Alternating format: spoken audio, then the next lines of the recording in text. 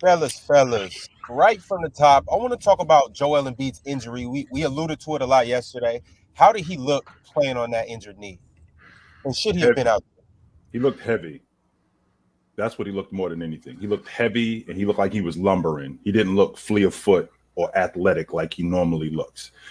And I think that with the Boston Celtics recognizing that, they sped the game up and they played a lot faster yesterday than they did in game one. Now, I thought Joel Embiid did a really good job at protecting the rim.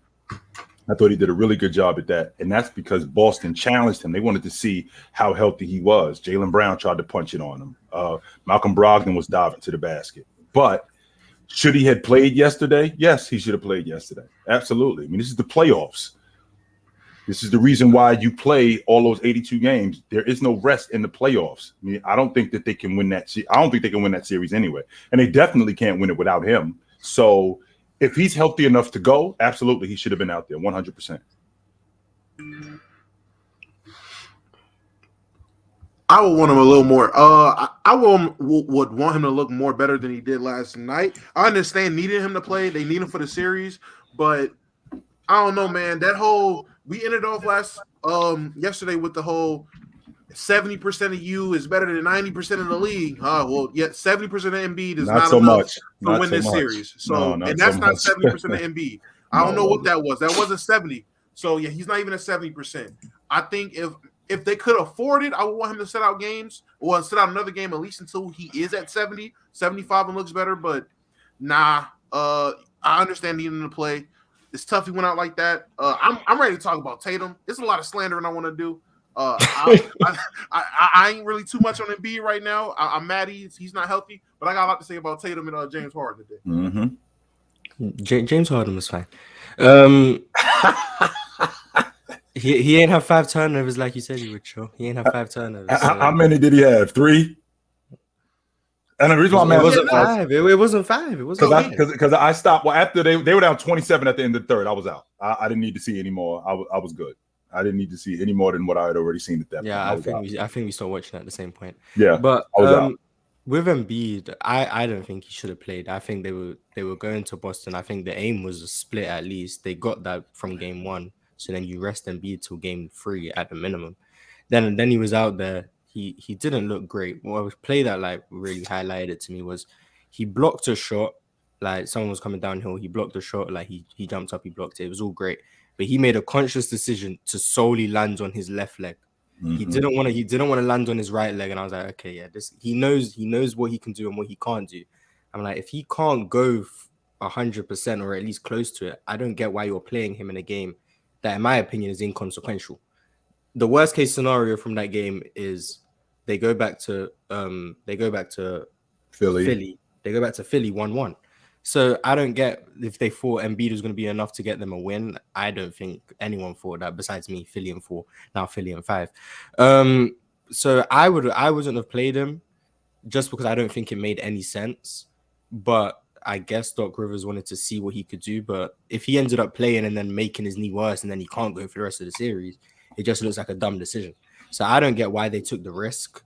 And now that they got blown out, it makes the risk look even worse. But that's just a bit of bias based on the outcome. But to me, it just didn't make sense playing him. And he looked how I expected him to look. He couldn't really move his best out on the perimeter. He wasn't really agile. When it came to his play on the offensive ends, he did fall back on a lot of fadeaway jump shots because I don't think he had the agility to get to the rim as much as he would like. So me personally, I don't like that he played, and now I expect him to play the rest of the series because he's not going to just play game 2 and then miss the rest of the series. So now I think he's in a position where he's going to play the next 3 games at worst, and I don't know if he's going to be able to hold up. That's what it. Would you consider sitting him out on Friday, Mars, or is it kind of how you said it's just no? When the series is tied, I don't think you can sit him out and risk a loss. But when they were up 1-0, you could have rested him until game 3, gone back to Philly at 1-1 regardless. And then Embiid gets an extra couple, like 3-4 days of rest. So that's what I would have done. But now the series is tied. You can't go from playing him to not playing him when the series is tied because that just doesn't make sense. So I think they've like pulled their cards on the table at this point. All right, let me get in here. Salute to everybody in here this morning. What up, Ticket? I'm gonna get my perspective. Don, what's up, homie? Salute to you, my brother. What's good, man? Hey, man, look. I come in here and I always praise Doc Rivers as a coach and give Doc Rivers a lot of credit for different things. Doc screwed the game up last night, and I'm going to tell y'all why. I totally disagree with Mars about Joel Embiid playing. The team knows that Joel Embiid ain't going to be no different now than he is in game 3, game 4, game 5. So they said, okay, look, you going to play? Play. Because Joel Embiid is going to force him to make him play. Just won an MVP award. He's going to go out there. The reason why it's on Doc is because as a coach, you got to have the pulse and the feel of your team. No one saying this. Yeah, Joel Embiid, you play. But the game plan ain't going to be we're going to be stopping and giving you the ball every time in the post like they was trying to do last night. That killed their offense. They kept trying to give him the ball in the post. Listen, he was great rim protecting. 5 blocks last night. I have no problem with that. But if I'm Doc Rivers, Doc should have said, look, Joel, this is all we need you to do today. Block shots and rebound and just be a decoy for us. Let all the other guys who are in rhythm stay in rhythm. James Harden, I'm disappointed in him because he allowed Joel Embiid's presence being back to disrupt how he played in the first. He's a bum. This is. Can I finish my sentence? He's a bum. But can I finish my sentence though? Feel free, brother, but he's a bum. I keep trying to tell you, he's a bum. Can I finish my sentence? Two bums. Just all right, bums. You go ahead. Then I'm gonna go after you. That's all. Keep going, Ticket. Keep going. All right. So he kind of threw me off there. But what I was trying to say is this, right? So that's why I blame Doc, because they were calling plays for Embiid. They were throwing him the ball damn near every time in the second half, like he was Embiid that's healthy. No, you don't play him like that. Listen, I don't have no problem with him playing because that's what players do. But when you play and you know that you're compromised, and then let me say this: you've noticed the Celtics have pretty much beat the ball, Philly every single time they played them this season, except for once. They pretty much beat them every single time. It's because of the way Embiid play that allows the Celtics to beat them. I told y'all this. If y'all monitor the game, when Embiid's not playing, Philly's their most dangerous because now everybody is in attack mode. That makes all those perimeter guards for Boston play D and have to pay attention. When you got Embiid in there, they're throwing the ball at Embiid and everybody's watching what Embiid is going to do. That makes Jason Tatum's job easier. That makes Jaylen Brown's job easier. That makes the point guard's job easier. They don't have to worry about other guys attacking them on a regular basis. When Embiid is not involved in the offense, notice how James Harden is in attack mode most of the time. They worry about him as a scorer then. Notice how Tobias Harris is in attack mode. I got to D him up now on a possession-by-possession basis. Notice how Maxey is going downhill. I got to guard him. When it's Embiid, oh, guess what? Now the offense slows down. Now we're going to throw it to him in the post. We're going to wait to see what he do. And guess what? We got bigs that can bang with Embiid, but we ain't putting no extra stress on Tatum. We ain't putting no extra stress on Jaylen Brown. We ain't putting no extra stress on White or anybody else that's out there at the guard position. Why? Because they get a possession basically off unless they're biting down to help on Joel Embiid because they don't have to worry about their guys attacking them because when Philly throws Embiid the ball, he catching it, turning, jab stepping, posting up, taking 3 or 4 dribbles, trying to go to a fadeaway. And then when he was throwing the ball at the post yesterday, a few times he turned it over. So my whole point is this, bro. Embiid for the rest of this series should just be a defensive player and a decoy. They should not throw him the ball in the post. Doc Rivers should have been told James Harden, look, stop giving him the ball. We're going to put you in we're going to put all you guys, the way y'all played in the first game, we're going to play that same way tonight. It's just Embiid. Is that possible, though? Yes. He's the MVP. You don't want to get him the ball? Well, Bob, listen what I'm saying. You can't give him the ball like that, and the man can't hardly move the way he want to move. Then he just sit his big ass down. Sit your ass down. Let me say this. No, it's not sit your ass down. I can still be using other ways. It's like Jason Tatum had 7 points last night, and they lost. Everybody don't got no business. Let me say this. Here's case in point. The man did have 5 blocks, and he was turning shit down at the basket. Am I lying, Chilltown? Correct. Oh, right. How much they lose by? Hold on, Bob. Those was big blocks in the first half. The game was still close. They made a run and cut it to like 3. What Man, happened? the hell with them blocks. Bro, That brother risking his career for no reason. My man, fuck his career, nigga. He making Big ops. I was agreeing with Ticket right until that moment. You a hoe, nigga. I was agreeing with Ticket right until that point. What's your season on the line? You out here crying like a hoe about his career. What your problem is with Joel Embiid? Fuck his career, nigga. Nigga getting paid. Hey, Killtown. I ain't never capping for no $100 million nigga, man. Hey, Killtown. You got a cousin named Shaquille O'Neal. Shaq put it on the line. You know why? He paid the cost. He got paid to put his body on the line. And guess what? He benefited from that. His family don't ever got to worry about where their next meal coming from. His kids are all blessed. His mother is blessed. His entire family will forever be blessed for generations because he put his body on the line. So when you get to the playoffs, this is what we here for.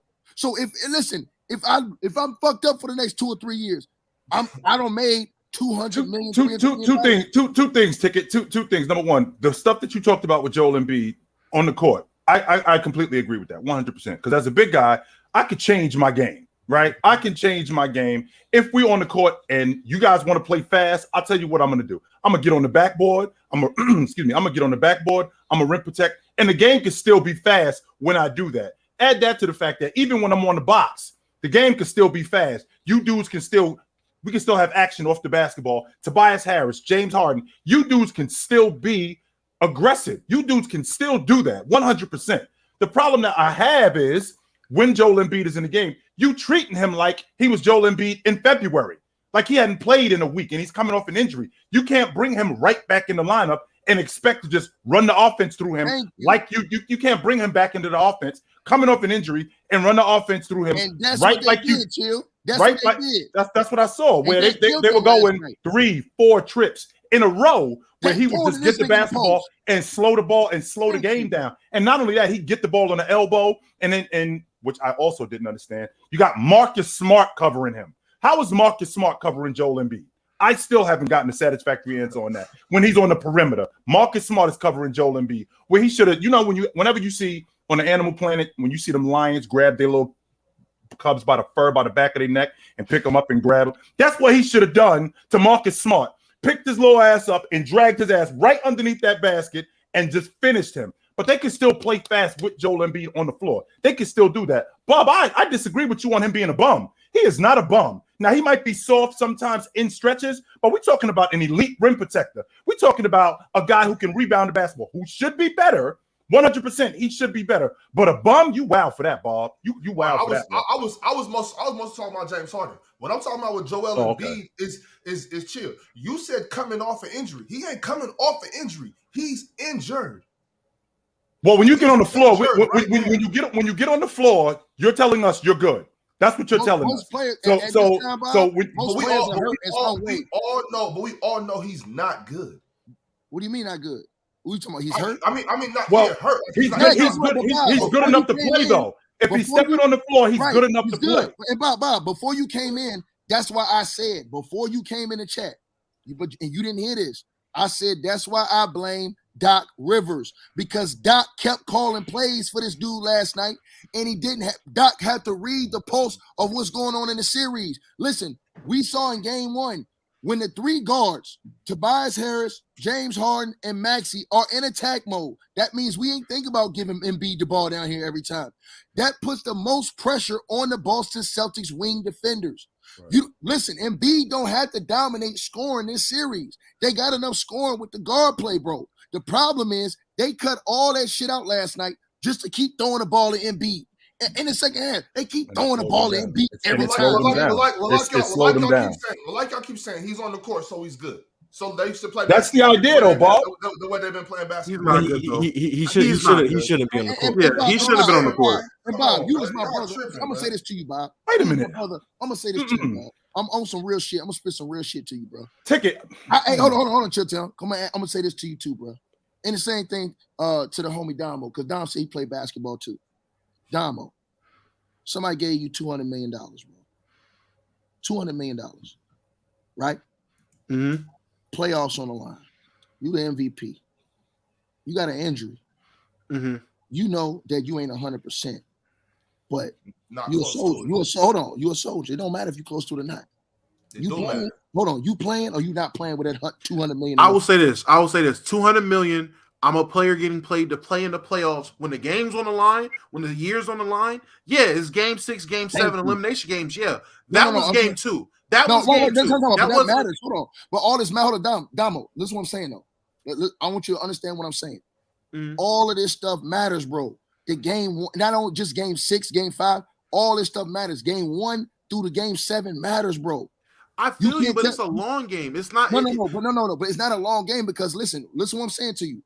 The team doctors probably came to the submission that he wasn't going to be no better last night than what he going to be by game 3. So they probably felt like, look, man, he ain't gonna be nothing different than by now. The problem to me was this, bro, and this is why I disagree with my homie Bob, man. Is how they used him, bro. Bro, the nigga had 5 blocks, so he was rim protecting last night, right? Use him strictly as that in this situation. If you doc, why is you calling 100 touches for him in the post? That ruined their offense, bro. And on top of your point, Ticket, why y'all two talking like Embiid looked like Willis Reed out there? He was still getting up and down the floor pretty good. It wasn't like he was dragging his ass. No, don't get me wrong. He wasn't what he was in March or in February, but he still was getting up and down the floor. He was still on the backboard. He was still rim protecting. He was still able to face up. He was still able to take guys to the bag, ran right around Al Horford and punched it on him. So he was still good enough to be on the floor. No, he wasn't Joel Embiid in January. No, he wasn't that. But he was still good enough to be on the floor, and he looked like he was probably. I'll give him 70% of who he was. I'll give him 65, 70%. He's not going to be better offensively this series. Doc Rivers has to say, look, Joel, I love you. You the MVP. We ain't going through you in this series, bro. We got to play through our guards, and we're going to use you defensively. That has to be the scheme. And we can switch that up. Sure, we can absolutely switch that up. 100%. And to my brother Bob, I'm going to tell you something about me, nigga. We're not talking about you. We're talking about Joel Embiid. I don't give a damn about what you're talking about. I love you, bro. I love you, brother. Real talk. I love you too. We're talking about Joel Embiid right now. This ain't about you. Bob, I'm gonna say this to you though, dog. When them people cut that check and you go cash that check, bro, for hundreds of millions of dollars, man, you go cash that check. It's like Kenny Smith said, bro. When you're as great as guys like Embiid, when you as great as guys like Kawhi, guys like LeBron, guys like AD, bro, listen. Bob, me at 60% is still better than a majority of the NBA. So all we saying is this: you don't have to go out there and be superhuman. We're saying that you can be a decoy in a way because Joel Embiid presence still draw attention defensively from those guys, right? But the problem is they played the nigga like he was at 100% offensively. That was the problem, was a scheme, and he wasn't. What Doc Rivers should have did is just let the nigga run a pick and roll and just let James Harden and the other guys continue to be aggressive offensively. Just admit that you was wrong. I told you yesterday. He don't need to play. And James Harden, just admit that you was wrong, bro. You don't got to go on this long ass before you came in, I got on James Harden because I'm disappointed for him for his approach. But before this whole thing started, I told Chilltown, because me and Chill and Mars got into it. I said, can't James Harden get a virtuoso and give you one? Ain't that what I said, Chilltown? You did say that, and he did too. He gave you one, nigga. He did do that. So hold on. I said he can give you one. Y'all niggas said he couldn't do that. Now all I'm saying is that if you look at this series going forward, Embiid ain't gonna be better like Mars said offensively. He ain't gonna be better. So now, what's the best plan of attack?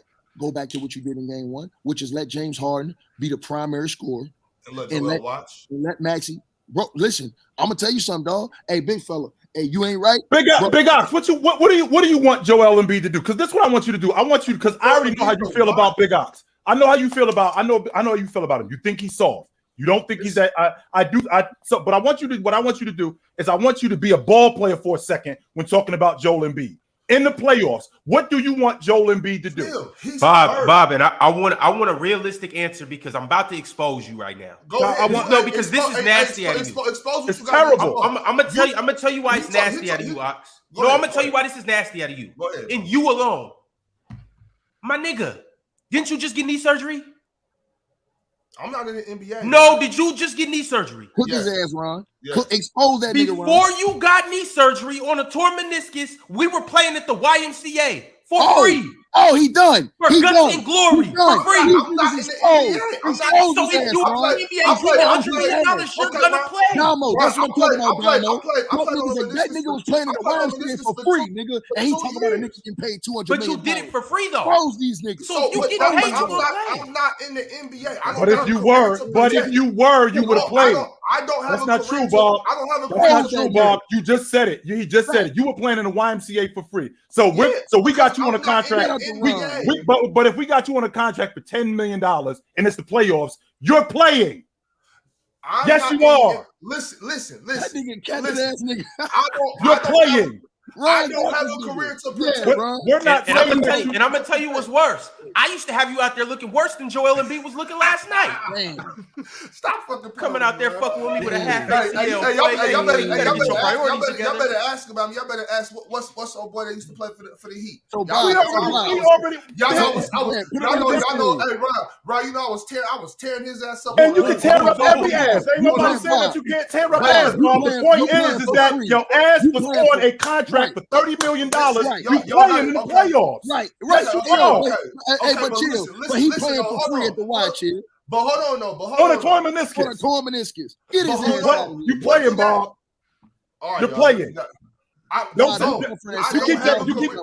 You keep saying. So what you're telling me is that if you played, right? So you're saying is that if you played in the NBA, which by the way, there's a short window of you playing in the NBA. It ain't like you playing in the NBA for 30 years like you working a regular job. You have a short window. In the process of having that short window, you're still going to get paid. So if you're going to get paid to sit on the sideline, what are they going to say about you? They're going to call you soft. You ain't trying to hear that, especially in the playoffs. So if you can go, knowing you're going to get on the floor 100%, especially if you're playing for $30 million.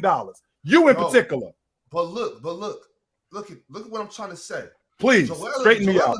Joel Embiid has an obligation to himself to protect himself. Mm-hmm. No, what you talking about? Fuck his career. He fuck signed that money. the contract, nigga. Hold on. When you sign when you sign a professional contract, sir, you sign your rights and you sign your name and you sign your likeness. Hold on. I ain't finished. You sign your likeness. Hold on, Bob. You sign your likeness over. Hold on. You sign your likeness over the said team. It's the same thing, and I'm gonna say this is the truth. It's the same thing like these rappers. Once they sign with a music label, shit, nigga, they don't sign their ass to the devil. So now what you got to do is, and this is what we seen all the true greats, Barkley, Shaq, Duncan, all these dudes can barely walk. You know why? Because they paid the cost. Hold on. Why everybody always got to hold on for your ass? Hey, Bob, you've been talking for 10 minutes. You asked me a question, and then I got to shut up. All right, fellas. All right, hey. You don't believe nothing you say no more. You've been exposed. I don't care what you believe. So, Bob, what do you think? Let me ask you a question. Okay, so Bob, you're not gonna hear a word out of me. I'm having a conversation with Bob. Right quick, hold on. Bob, so question. I know you're concerned with Joel Embiid having a career to protect. I do understand that part. What do you think he should have did? Because it sounds to me like your issue is we don't want to destroy his career. What do you think he should have done? What happened to trust in the process? What happened to trust in the process? Now we don't trust the process no more. They just won game one without him. They're obviously okay. Right. He need to get healthy. It's as simple as that for me. If you know that you're not healthy, you know that you can't play to the best of your ability, then what are you doing? Because Bro, what you're doing is you're risking. Hold on, ticket. Hold on, ticket. Hold on, ticket. Hold on 1 second. No, this is the What you TV show. doing is what you doing is this. Hold on. What you doing is you carrying on tradition. You carrying on tradition. Like you said, fuck this career, fuck that tradition. Hold on, Bob. Hey, Bob. Let me answer this. Like you said, fuck this career, fuck that tradition. No, Bob, you asked a question. Bob, you asked a question. Right? I ain't asked you no question. Hey, Bob, I'm gonna say this right now to everybody listening to this stream in the chat room. Everybody listening to the chat room. You working your 9 to 5 right goddamn now. You're going overtime, double overtime shifts, trying to put food on the table. Some of y'all struggling to put food on y'all table for y'all kids right now. Some of y'all on them trucks all night long, boxing stuff. Some of y'all ride us and listen to our show to get by and to get through your work day. Some of y'all right now sneaking listening to our show because you at work putting in that job, right? If somebody told you right now, man, hey, bro, I'm going to give you $200 million right now. $30 million a year contract. And hey, guess what? If you got an injury, because guess what, Bob? Most of the time, if you get an injury and you working a 9 to 5, dog, them motherfuckers don't even really want to give you benefits, nigga. But you got full benefits in the NBA. And you getting $100 million. You ask anybody in that chat room right now if they would trade their position with Joel Embiid and they would have took their ass out there and played last night, if they cutting these motherfuckers a $200 million check, and I guarantee will tell you, every one of them will say, I will. Every last one. And that's the reason why when we talk about carrying on tradition, this is what all the elders did before you. This is what Moses Malone did. This is what Shaquille O'Neal did. This is what Larry Bird did. This is what Olajuwon did. All these dudes pay the cost. Dikembe Mutombo can barely walk. All these dudes pay the price, bro. My father always tell me, nigga, no pain, no gain, nigga. Straight like that, nigga. You got to go get it. I hear you. But here's also my thing, too. Just because somebody before you did it and now they're not able to walk, you shouldn't necessarily go down that same path. Right. So just look. Just because. Hold on, right quick. Let me get my point off. Just because, like, you got to understand, it's a new age, it's a new era, it's new medicine, it's new technology. So if it's certain things that can be done to prevent that, then they should do that. With that being said, I do believe Joel should play. But I also agree with Bob. If this is going to jeopardize his next contract and jeopardize... He already got... No, he do. But let's say... all right, so he just signed a full max, right? So what are we playing for? If he has the potential to sign another max, don't jeopardize that other max. Hold on, Ron. What are we playing for then? Hold on. Are we playing for the love of the game or just the money? Because at this point, y'all niggas just saying we preserving ourselves for money. We don't care about winning. Well, I mean, it's not even about winning. I'm gonna say this. No, because listen, because right now is your window. You've already went through the Ben Simmons shit. You've already went through all the other shit. If this shit don't work, James Harden is gone. That team is getting broke up. Doc Rivers is gone. You gonna be there with who? Maxey? Nigga, your window. This is it. We're right here right now, nigga. Hold on. We're right here right now. You're the MVP. James Harden is 22-11, leading the league in assists. Maxey is up and coming.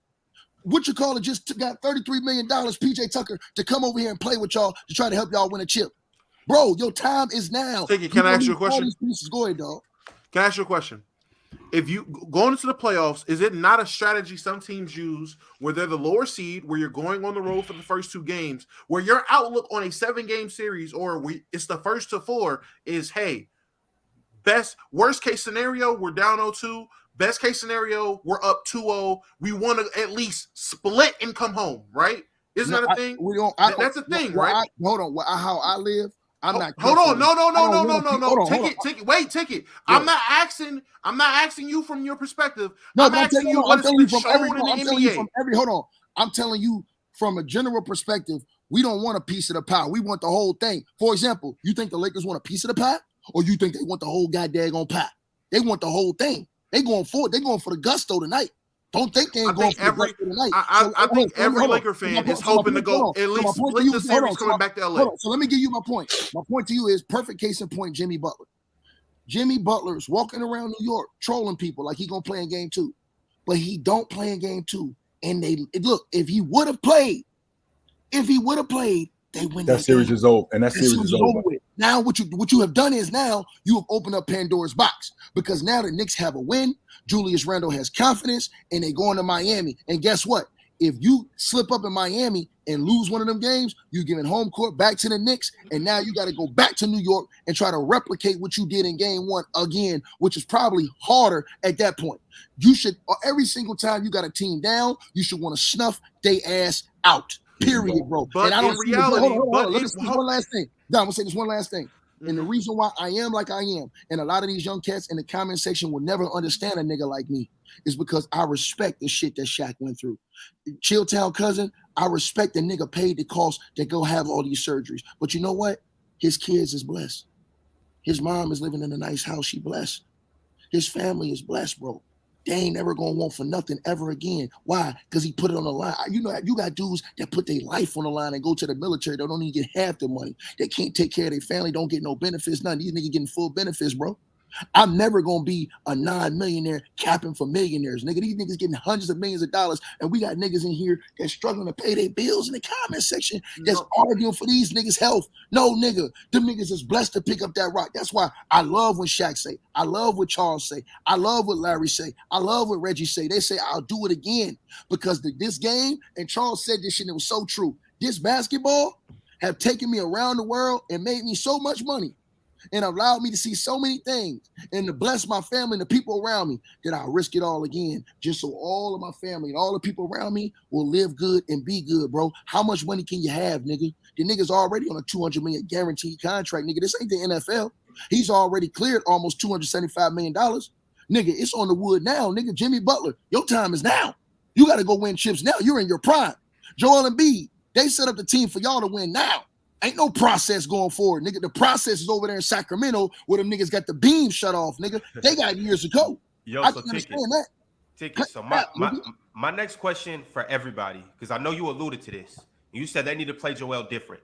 I want to ask everybody, if you're Doc Rivers, how are you now playing Joel Embiid? I just told you. He's a decoy. He's strictly a defensive player, setting pick and rolls, decoy. And then guess what? We get him on a pick and pop. He can pull up and hit a J. We doing that. He's not the focus of our offense. The focus of my offense is James Harden. And listen, it has to be this way right now. We have to push James Harden to say, look, James, you have to do this, bro. It ain't no Joel. You ain't able to ride back on him and say, nah, we was trying. No. It has to be you. And I don't hate that shit. I hate that shit that James did when he go to the mic and say, after the first game, oh, well, sometimes y'all want to play this. Nigga, you got to know when to hold him and when to fold him. That was the great thing about Kobe and Shaq. And Chilltown would say, he watched his shit. Kobe Bryant wasn't going to hold no shit back because he was playing with Shaq. He coming for the full throttle. Am I lying? Chill. Every single time he coming full throttle because he know him and Shaq at their peak can't be fucked with. James Harden need to think the same way. I can't be sitting out here bullshitting just because Joel's out here on the court. No, I need to do my thing. He gonna do his thing either way, and that way, us both are gonna carry the team. James Harden mentality was fucked up last night, and Doc Rivers' game plan was fucked up. You don't go through Joel Embiid no more. That's the plan, nigga. Mars, Chill, Damo, and even Bob, how are you using Joel Embiid now? Bob, I'm under the impression you're not using him at all. So yeah. Chill and Mars, how if you're Doc Rivers, how are you using Joel? Well, he's gonna play. So even though I wouldn't have played him last night, I probably would have played him in game 3 anyway. But I agree with everything Ticket said from on the basketball court perspective. I agree you use Embiid as a decoy. You don't run the offense through him. You can't do that at that point. Once it was on the basketball court, I agreed with everything Ticket said. So I'm going to say I agreed with his plan of a decoy, run the offense through James Harden, Tyrese Maxey, keep Tobias Harris more involved, don't run the offense through Joel Embiid. I agreed. You agree with everything Ticket said? No. That's why I said up until once it left the basketball court, I didn't agree anymore. But on the basketball court, I agreed. I'll tell you what it didn't. I'll tell you who it didn't affect. Maxey is rocking. It don't make a difference whether Joel Embiid is on the court or he's not on the court. Maxey is going to rock. Maxey's going to play fast. He's going to play open. He's going to shoot the ball when he's open. He's going to shoot the ball when he's covered. Tobias Harris has to be more aggressive, 100%. And with Tobias Harris being more aggressive, James Harden has to be more aggressive. Mars and I had this conversation a couple of days ago when everybody got so excited about James Harden. And I said to Mars, don't worry. It's going to be 3 days where he's going to be missing. Don't worry. And I think I got the turnovers wrong, Mars, because I think he had zero turnovers in this game. Yeah, he had 0 turnovers in this game. But everything else was there. Everything else was there. And the reason why is because, once again, What did Kevin Durant say to us after they lost to the Clippers in round 1 when he was with the Warriors? What did he say about when Pat Beverly said what he said? Do you guys remember? He's Kevin Durant. You know who I me. am. You know me, right? So I'm not saying anything up here, guys. That's a revelation. You guys know James Harden. Stop acting like you don't know him. Stop acting like this dude is new to you. Like, yo, you know him. You know who he is, and you know what he's about. 100%. Now, with using Joel Embiid in the offense, the idea of him being a decoy, you can't be that. You're not going to be that big, and you're not going to be that pulverizing and be a decoy in the offense. Now, what he can be more of, which he doesn't get a lot of credit for, he can be more of a passer. He could definitely be more of a passer, get guys involved in the offense more. Now, with that, him being more of a passer and getting guys in the offense more, getting on the backboard when he's blocking shots, that speeds the game up. And with that speeding the game up, him running to the box more. Because when he runs to the box, what that does is that collapses the defense. That collapses the defense, and that leaves guys like Tobias Harris open. That leaves guys like Maxey open. That leaves guys like James Harden open, particularly in transition. So him getting up and down the floor and just running to the box as opposed to stopping at the free throw line or at the three-point line, because now we got 5 guys out, and that's easier to guard. If he ran to the box more, I think that collapses the defense, and I think that opens up their offense even more. Chilltown, let me say one quick thing, Ron. I see a lot of people in the comment section like really trying to disrespect me on my tape. I'm gonna tell y'all something. This is what the greatest in the game are wired differently. They crazy. LeBron, Kobe, all these dudes. Chilltown. How many times in his career you think LeBron been fucked up and hurt when he was younger and he still played? You know how many times LeBron? Dwayne Wade said when they played against the Clippers, he rolled his ankle. Rolled his ankle. And Dwayne Wade said he would have been out 2 months. He said James came back in the second half. And then listen. And you know why that was? That was for pure love and passion and desire of the game. Don't tell me that all them dudes was playing all 82 all these years and they wasn't hurt. They was jacked. Don't tell me that LeBron James in his younger years was playing 78 to 82 games and he wasn't jacked up and hurt during the season. No, them dudes got back up and did it because that's what greatness do, bro. I'm telling you, all the great ones are wired differently, bro. So all you people that's in the comment section, y'all thinking on a normal 9-to-5 hustle everyday strategy. These dudes that are truly great at whatever you are in life, you're wired differently. I hate that. And I understand, Damo. I understand what you're about to say, but unfortunately, summer tickets argument is legit. I mean, I remember hearing Phil Jackson. I remember hearing Phil Jackson say when they played against Charlotte in '98 in the playoffs, we had to carry Jordan into the arena. That's how bad his back was. We had to carry him into the arena. That's how bad his back was. I mean, that's no secret. The Jordans, the Kobe's, the arena, but he can run up the court. That's cap. That's what he's. We had to carry him into the arena. That's what he said. I think we all agree. Players play through injuries. Like, Bob, no, your adrenaline gets you like when you be in those situations, and you play, Bob. When you I know for sure. I respect that. I respect 5,000 people, bro, and your adrenaline get to going, bro. There's plenty of times, Bob. There's plenty of times when you rolled out of bed like, man, I don't know if I could go today, but you get on that floor, you see all them people, and you ready to go. What I'm saying is, you're right. You're right. Ticket, I agree with what you were saying a couple seconds ago about when you nicked up during the season, you played through it. I rolled my ankle so bad I sat on my foot. Came the next day, had 19 rebounds off adrenaline, but nothing was torn, nothing was broken. I could play through that. I'm a dog. I'm gonna play through all that. But if you injured, that's different. You know what I'm saying? So Phil Jackson, that's a good story, Phil. But that's cap. I can understand. You know what I'm saying? If I got to carry you into the arena, Bob, you know what I'm saying? Hold on, Tiki, bro. I done heard you, bro. I went downstairs and got some food, and I was listening to you the whole time. I've been listening to you. You cut me off first, nigga, to be honest, but go ahead. Go ahead, bro. Go ahead. No, go ahead. Go ahead. What you got, Big Ops? What you got, Big Ops? What I'm saying is that's simply just cap. If you can't walk into the arena, you can't run up the floor. That was a good story about Phil Jackson. It's good to get the blood flowing. It's good for the young kids to hear, and they be like, oh, well, if Jordan can play through it, I can play through it. Man, that back wasn't broke. You know what I'm saying? Like, but I know somebody- that shit I cool. know somebody- That shit cool. I know That shit cool. Hey, Chill Ticket, down. stop capping for He just billionaires. bought. Hey, chill Stop down. capping for billionaires. Ticket, stop capping He for just bought it billionaires. himself. Hey, chill down. He That's just cap. bought it It's himself. big I know. cap. Hey, You ain't never had backstabbing before, because I know I have. I know somebody who played the year before last with a broke back. CJ McCollum, nigga. He broke his back during that series with Portland, and that nigga still played. So cut the shit, nigga. You remember when he broke his back? If he in the could series? walk up to the arena, No, okay, but did he have to get carried into the arena? No. But hold on. Did he have to get carried into the arena? But Bob, all I'm saying is this, Bob. We ain't talking about no role player. We ain't talking about no Tom, Dick, and Harry. Joel I remember when Shaq missed a couple weeks because of his big toe. And that's serious shit though, especially his big team. But did Shaq miss a playoff game? Did he miss a playoff game because of that?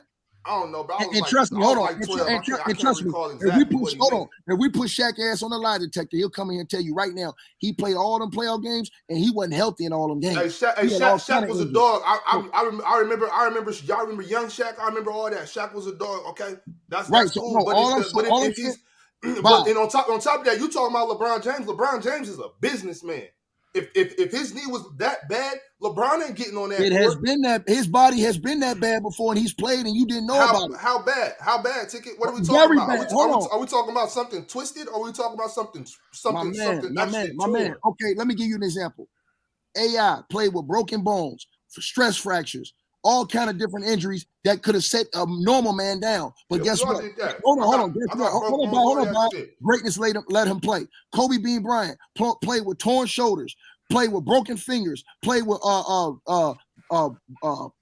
twisted up dislocated fingers. Dislocated shoulders. Why you capping for billionaires? Hold on, no, I'm not capping for them. I'm saying they paid the price, bro. Them dudes wanted to. This is what you do. So listen. Doc Rivers is old school. He not gonna tell Joel Embiid not to play. Doc Rivers come from that old school cloth. So why didn't he play game one? Bro, listen. Why didn't he play game one? Bro, hold on, bro. Why didn't he play game one, Ticket? Hold on, bro. Can I answer your question? Bro, are you gonna answer it or are you gonna talk about something else? Example, bro, let me give you a perfect example. When Giannis why didn't he play in game one? Hold on, bro. I'm gonna give you a perfect example. When Giannis got hurt and his back. Hold on, can I answer the fucking question, dog? You're not gonna answer my question, Ticket. Goddamn, you want trash. I studied your game. Can I answer the question? Hold on. The reason why he couldn't play is probably I know what's coming next. I studied your game. You're not gonna answer my question, and you know you're not gonna answer my question. I ask you a question, you're gonna talk about some whole other shit. Why didn't he play in game one, Ticket? Trez, I'm not. Why didn't he play in game one, Ticket? Trez, I'm about to tell you right now. Aries, why didn't he play in game one? Trez, I know your work. I watched you. I done studied your film. I've been on your channel. I've been on your channel. I know what you the same nigga. You the same nigga playing at the wild for free, man. All right. Look. We moving on. On a torn leg. Why he ain't playing game one? We moving on. You capping. You was wrong when you got on here and you start talking all slow and low when you was you put him on mute too, man. Don't just put me on mute. Put this big capping ass nigga on mute. All right. Come on. We moving on. Nigga, why you ain't playing game one free on a torn leg and gonna tell a millionaire not to play? Man, send his ass straight to hell, Ron. This nigga played at the YMCA. Why he ain't playing game one, Ticket? He gonna tell me why he ain't playing game. Because he probably couldn't run up and down the court, nigga. Because you capping. Ain't nobody capping, nigga. You capping, nigga. You the one playing at the Y for free, nigga. Oh God. I'll bust your ass. Stop playing with me. I'm better than you. I've been better than you. Always been better than you. I don't want to hear that shit. You can fuck with me on your best day. Hold on, Ron. We can set that up. Hold on, Bob. Where you at? Hey, Bob, where you at? We can set that up. I'm in Mexico. I'm in the Yucatan. Come on, Bob. Hold on, Bob. Hold on, Bob. You too old. You should have come with me a couple years ago. Bob, we don't have to talk no more. We can set that up. No more. Say less. Hey, live streaming. I will bust your fucking ass, nigga. Say less, nigga. You a shit stain to me. I will bust your ass, nigga. I done twice the man you is. Hey, Ron, I'm dead ass serious. Set that shit up. I'm dead ass serious. This nigga ass. I'm dead ass serious, nigga. You better call some backup for me. You better call some backup for me. I'm dead serious. Hey, Ron, you better call some backup for me. I'm gonna hit you behind the scenes. Hey, Ron, I'm gonna hit you behind the scenes. You don't bring the camera. Nigga, this ain't what you think it is, wherever this nigga. nigga want to play. This ain't what you think it is. Where he want to play. I'm going to We demolish can do whatever. everybody. Hey, Chill Town, you better let this nigga know what time it is. I'm going to put gotta that let him know. change on his brain, nigga. Watch. You ain't ready for this, nigga. Hey, yo, check You don't know nobody that's. you don't know nobody that's ready for this. Why he ain't playing game one, Ticket? Hold up, Bob. Hold on, right quick. Hold on. All right. Okay, Bob. Okay, Ticket. Okay. All right. I'm dead serious. Set that shit up. No, Y'all Ticket. let this nigga get away with bloody murder. He I'm about come to in with let y'all blood know on his hands, and y'all acquit him. This ain't O.J. Simpson. He's guilty, and he won't admit that he's wrong. You too he slow. won't admit that he's wrong. You too slow. I'm He going won't around admit that he's wrong. I'm dunking on them He dreads. won't admit that he's wrong. Period. Why he ain't playing game one? Period. Yo, I gotta remove both of these two. I just want to say, this summer we might or might not have a live event called PC Weekend. On PC Weekend, the prime matchup can be Bob versus Ticket. That's if it happens. If it does, I'll let you guys know. Obviously, you know I'll let you guys know. But moving along, I'm gonna loop both of these two back in here. I want to go ahead and talk about some other things. We have two big games tonight. Hey, Rob, real quick. I just want to say something. Y'all saying that shit, what y'all saying, whatever about Ticket. I respect Ticket game, but y'all talking about this. That shit's disrespectful. I know cats in the G League that you couldn't hold their socks. That's facts. You know what I'm saying? You couldn't hold their socks. That's facts. But go ahead though, Ron. But Ticket can't tie my kicks though, because I'm gonna bust his ass. Your ass, nigga. Believe that. Hey, we'll see come PC Weekend. We will see. But before I get into the Lakers and Warriors game tonight, what I do want to do is go ahead and jump down these super chats. So let's go ahead and do that. Alan R said Ticket was making great points. What the fuck happened? Bob, start cutting me off. My bad, y'all. Yusuf said, do you guys think Steph can play more minutes if he isn't running around all game and is put more on ball? I think that's likely the key to winning the series. Nah, they don't want to do that. Why? Oh, a stationary Curry with Vando on him? Oh my God. Vando not having to chase him? Cut this shit out. Make dog. our life easy. Make our life Hey, easy. Dom, you want to bet some money down? That nigga getting dropped off tonight. This Vando shit coming to an end tonight. How much you want to put on it? Shit, nigga. Hey, look. How much you think? Hold on. How much you think Curry going to finish with tonight? Like Curry hit him. To be honest, I was thinking 30. 35. Yeah, he'll have like 29. I was thinking like 30. I think He hit him with a 35-piece special tonight. You know it's coming, dog. Come, hey, yo, stop this, man. Stop this, bro. Please stop this with Vandy. Stop what? Hey, man, y'all putting too much He did good pressure last on him, game. man. What do you mean too much pressure? He was doing fine with the pressure. Hey, We reading super chats. I ain't gonna do it. That's one game, Domo. Vando don't want to. It's about to be two. It's about to be two games. Watch. Vando don't want that smoke, bro. All right, we'll see tonight. So wait, because we already here. I need to know predictions on basically over and under what Vando does with Steph. Does Curry he score 35. over 30? Curry goes for 35. Wait, are we talking about what he's holding him to? I mean, look, Yeah.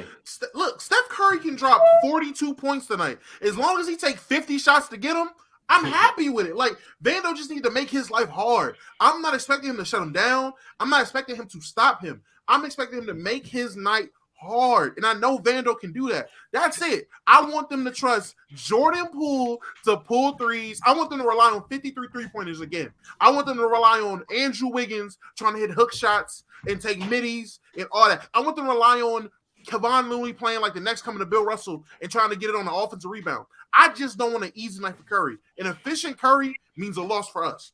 As long as we got AD playing great, as long as LeBron limits him shooting and having the most shots of the night, and actually plays efficient basketball, as long as D'Lo keep being D'Lo, as long as Reaves can hit a shot or two and just be consistent and make the right plays consistently, we're going to be fine. And that doesn't seem like it's too much to do. And as long as Rui Hachimura does not touch the center spot, we are going to be fine. Hey, Ron,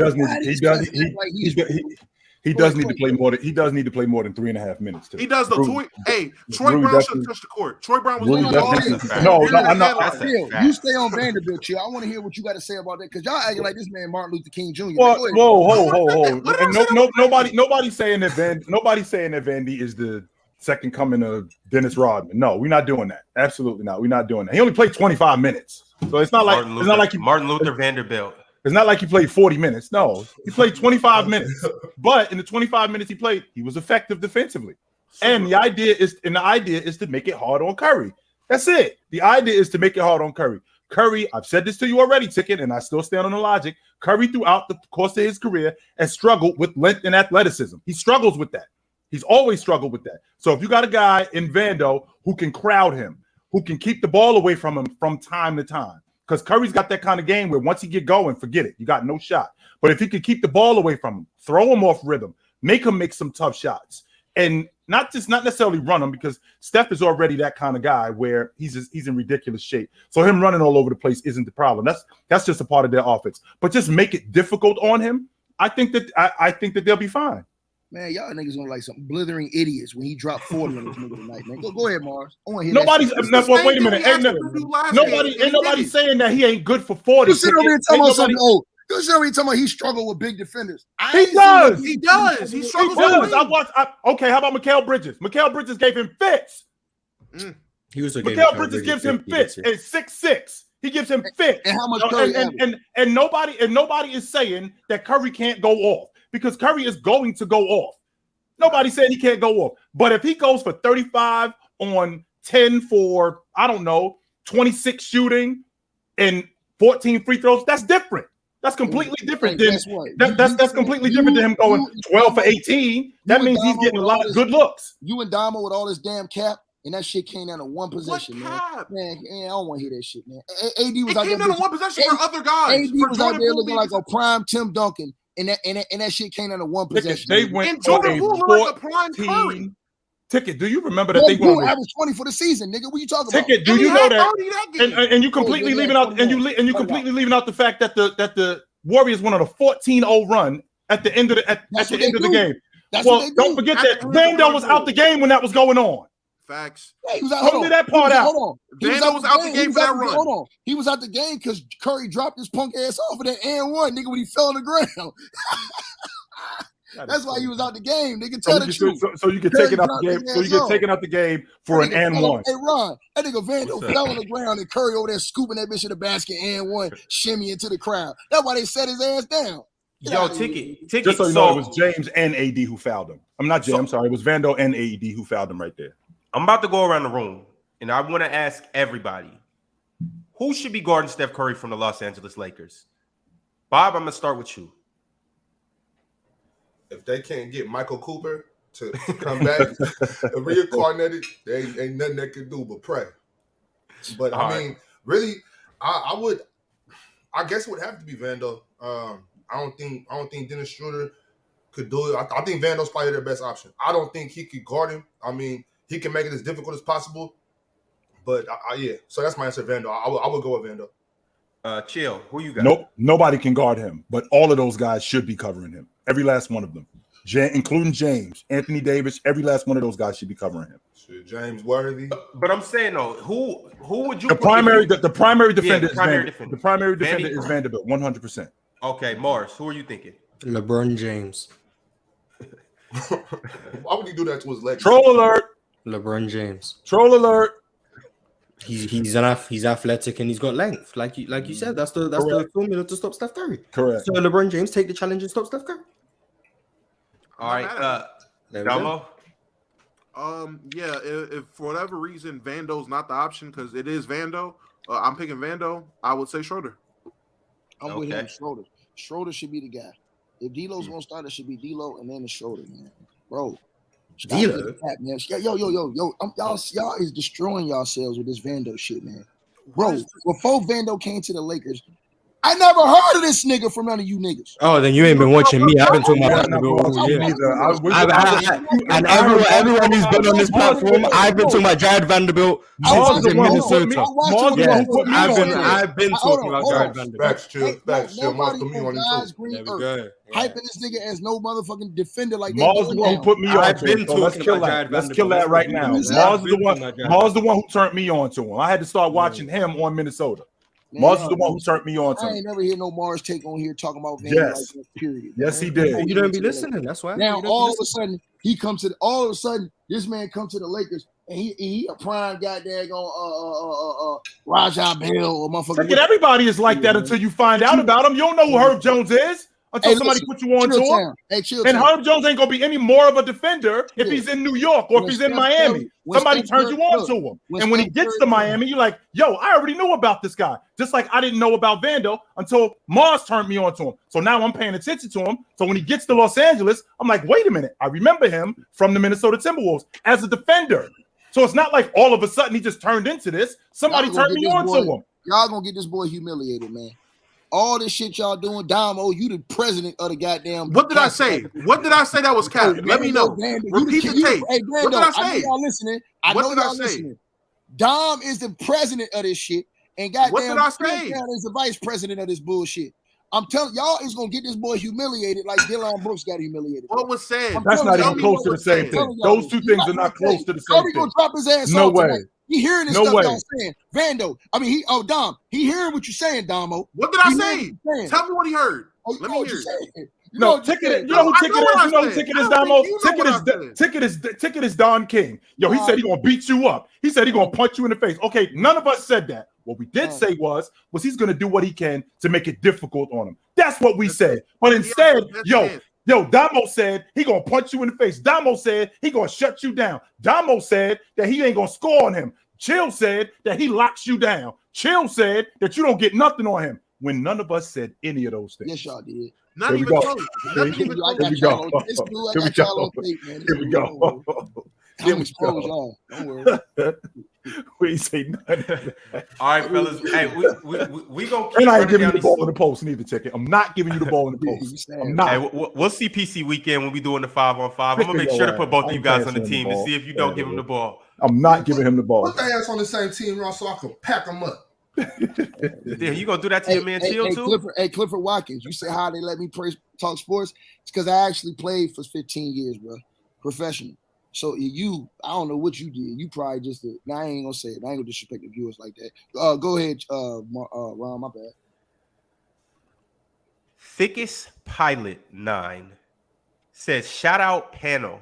Love y'all show. Better than ESPN and Fox. Thanks, y'all brother. We appreciate you. Thanks, brother. Get us on ESPN and Fox. Hey, look, he said it don't sound like it, nigga. Hey, well, nigga, go get your money and show it to PC Weekend. Any of you niggas talking in the comment section. When Ron dropped the low, just get your bread, bring your ass, and I'm gonna stomp on that bitch. I promise you. All that talking gonna stop. PC Weekend. They ain't pulling up Ticket. You know they ain't gonna pull up on you. Come on, bro. They gonna talk, but they ain't gonna pull up on you, Ticket. Big Ox, they think it's a game, Big Ox. They really do think it's a joke. They think this shit a game, bro. Telling you, PC Weekend really gonna be one to behold. I'm telling y'all. Brian Holiday said, "I agree with Ticket. Let Harden and Tyrese run the offense 5 out. Embiid can attack in the role, face up, free throw line, and switches." Big facts. Just don't be throwing in the ball in the post, telling him to go to work for 20 seconds and messing up the offense. My thing with Joel too is, Mars, would you say where would you say Joel is as a playmaker in terms of the NBA on a scale of 1 to 10? 10 being the best, 1 being the worst. 5.5. 5.5. So he's above average. So he's mid. Mid. Yeah. What would you say he is as a shooter? Mid-range and 3-point. 8. Okay, so with that being said, he's still a threat from out there. You can kind of how Sacramento does with Sabonis. You can give him the ball in the high post and run cuts off of him, run handoffs off of him, things of that nature. And on top of that, he can pick and pop. I agree. I agreed with what Ticket said when he spoke about how to use Embiid. So I do agree. David Barber, 1313, said how Tatum keep putting his hands on the refs and nothing. They suspended Murray though. Yeah, this is the second time. Murray a thug, man. Come on, you know the perception of Murray in the NBA. No, but they suspended him just for brushing up against the ref. He has the perception of a thug. But this dude Tatum putting his hands on the refs, bro. Hey, you can do that when you're the Golden Child. Nah, he need to be suspended for sure per touching the ref. But Ticket, DeJounte Murray didn't just brush against the ref. He pressed the ref in front of thousands of people. I thought he was gonna swing on him, Big Ox. I thought he was gonna swing on him. He was pressing him. So, hey, the way he pressed the ref, somebody push up on you like that, you got to get off on him. You can't let nobody walk up on you like that. That's how Jordan Poole got knocked out. It looked to me like he said to him, "Yo, if we wasn't in this arena, I'll punch you in your face right now." That's what I thought he was about to swing on him. I was like, "Oh, this looks serious." I ain't snitch. How I snitch? I'm just telling y'all what right. I just see it on the TV. Ain't nothing snitch about me. I'm saying he pushed up on the ref. Only God knows what he said to that man. But when he walked away, he was looking at DeJounte like, "Damn." Right. Hey, I know DeJounte. He from right down the street. Right. But literally right down the street. No, he with it. It was nothing nice about what he said, and he meant everything he said. Yeah, he with it. I can tell he with it. With that part in his head, I can tell. Don't let that fool you. He with it. DeJounte really a hood baby. No ifs, ands, or buts. He definitely with it. 100%. DeJounte didn't really tone down for real, but I ain't gonna get into all of that. The Tribe One said, with load management, players are still getting paid. That's facts, bro. That's what. Hold on. That's what I'm saying to Damo and the Bob, bro. At some point in time, man, the checks, bro. What are we paying the players for? No one is saying that these guys shouldn't play. I even said that I understand why he played, and I get playing in do or die situations, season on the line, elimination games. Get your butt on the court. All my point was that they are up 1-0 on the road already. And if you feel as an organization, as a coach, as a team, as whoever, that him in game 3, he will be more healthy than he is now in game 2, you sit him game 2. Worst case scenario, you split 1-1, cool. But if you feel like, okay, he's going to be the same in game 3 as he is right now in game 2, play him. That's fine. No, that's what I'm saying. I think that's what they think, Damo. Because that's fine. And I've been questioning Doc Rivers for years now, so that's cool. I don't mind blaming Doc Rivers. You said, bro. I think, but there's a difference between what Joel. I wouldn't consider Joel a load manager at all. I don't think Joel be load manager. No, he gonna play. He can play. Yeah, typically Joel be playing, and so that's why I'm more willing to say right now, like, bro, you good. We know you got heart as far as your willingness to get on the court. You know what I'm saying? So that's all. I don't think if he played, I don't think he would there would be a black eye on his resume at all. Yeah. Well, I mean, it's just tradition. That's all, bro. That's all. Go ahead. Keeping it pushing. Jocko said that military analogy was fire ticket. That's facts. The people, hey, bro, it's people over there losing their life, bro. Ain't got no benefits. They come home, ain't got their body, none of that. Their body is not intact. All this stuff. Can't think straight, all this stuff, and we sitting over here worrying about whether or not a dude who has a guaranteed contract and guaranteed benefits for the rest of his life is going to play in a playoff game? Hell no! Come on, man. Let's be real. It could be so many people dying in wars. It could be so many people losing their limbs. I'm still going to look at a basketball player I like or don't like and say, at the end of the day, there is something after this. And some of these guys are still going to want to be able to chase their grandkids, walk with their grandkids, and still live their life. I'm not about to sit there and say, I'll get $100 million. No, Hey, Mars, hold on, Mars. Damo, you right. Hey, Damo, you right. Hey, Damo, you right. So don't play pro basketball and take the check. Go do something else where you can. Hey, if that organization gonna pay me, it is what it is. And these organizations know that. Hey, Kawhi Leonard sat. Hey, the Clippers are fine with it. Kawhi Leonard sat. No, they ain't fine with it. Fluent said he was hurt. They not fine with it. Oh, okay. If this was PC Army, be all you can be, then all right, I understand what you're talking about. But this we talking about basketball. You know what I'm saying? Like I respect anybody, you know what I'm saying, that's putting their life on the line, that joined the military. You know what I'm saying? I respect that, but this ain't, you know what I'm saying, this ain't what we're talking about. Just to answer that question that you just said, that Kiki VanDeWeghe was super nice. Just so you know. But Kiki VanDeWeghe was super nice. I'm gonna say this, and I'm gonna let it go. I'm ashamed of you, bro. Why? As a brother, I'm ashamed of you, bro. Why? What? Because you got your cousin is one of the greatest players ever played, and you know the truth about this shit, and you ain't really holding it down, bro. What are you talking about? I said that I said about Joel Embiid that it doesn't make a difference whether or not if he was hurt, he should have. If he was hurt, we all know everybody's hurting in the playoffs.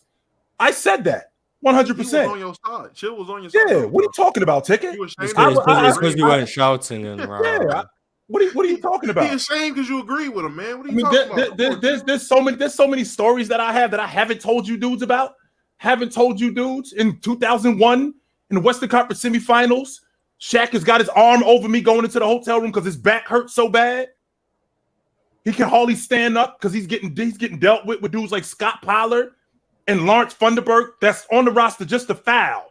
And I'm basically carrying him he's got his arm around me, walking into the hotel room because he can hardly stand up because he's getting beat up by these dudes. But he's telling me, we sweeping these dudes. I'll be ready tomorrow. I'll be ready on Sunday. I'll be ready. I mean, I got so many stories like that, but I don't talk to y'all dudes about that sort of stuff because that's family.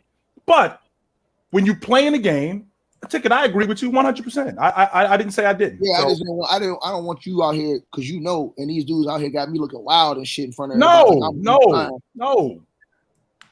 Hey, Ticket, and for the record, I agree with you. I done played on just about everything, except for I'm lucky I ain't never suffered a significant injury, any tears or anything like that, but sprained, all type of stuff. All type, knee injuries, ankle injuries, broken fingers, everything. It's just a different time. These dudes making so much money and the mentality is different. See, back then, it was just about the game. That was all James Worthy had. That was all Dennis Rodman had. That was all Magic Johnson had. That was all these dudes had was the game. And that was my reputation, the game. It wasn't I'm a social media icon or I'm getting a lot of money off the court. No, AC Green's reputation was his game. That's it. So he had to play. Nothing more, nothing less. And we're talking about an Iron Man who played basically 12 straight seasons without missing a game. So, I mean, it's just a different time now.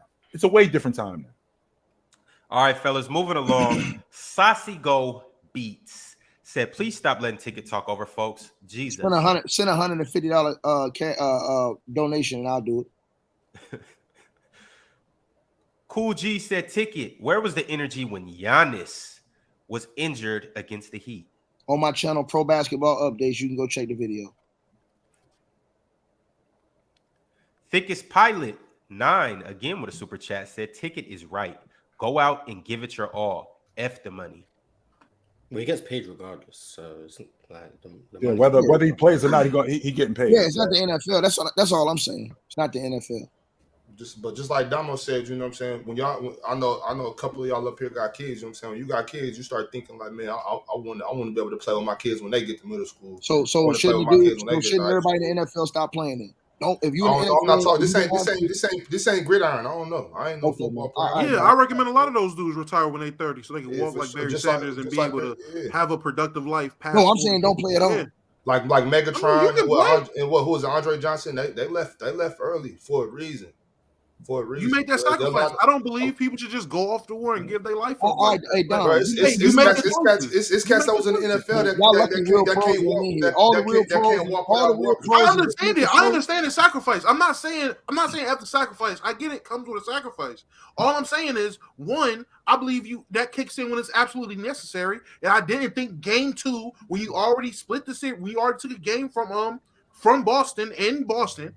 You're going back to Philly. I didn't think it was necessary because I wasn't sure if he would be better in game 3 than he is in game 2. Now, I didn't have the information because I don't work for Philadelphia. I'm not in the front office. So if I knew that, I would judge accordingly. If I know that he's not going to get any better, then I'm fine with him playing. Hey, you got to do what you got to do. You're the MVP. You just got MVP. I get it. I'm not arguing that. I'm not saying these guys should just sit and load manage 24/7. I get you got to put it on the line.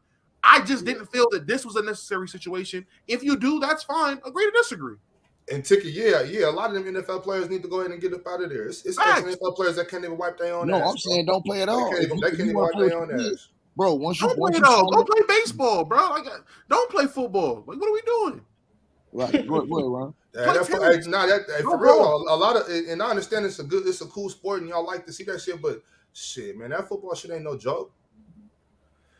Brandon Murray said, Pat Bev said Russ wants his ring if the Lakers win. Does he deserve one? And will it count for his legacy? Russ trolling. Hey, he gonna get one though, ain't he? If they win. Yeah, if you were on the team at any point, you get a ring. Anderson even if you get traded.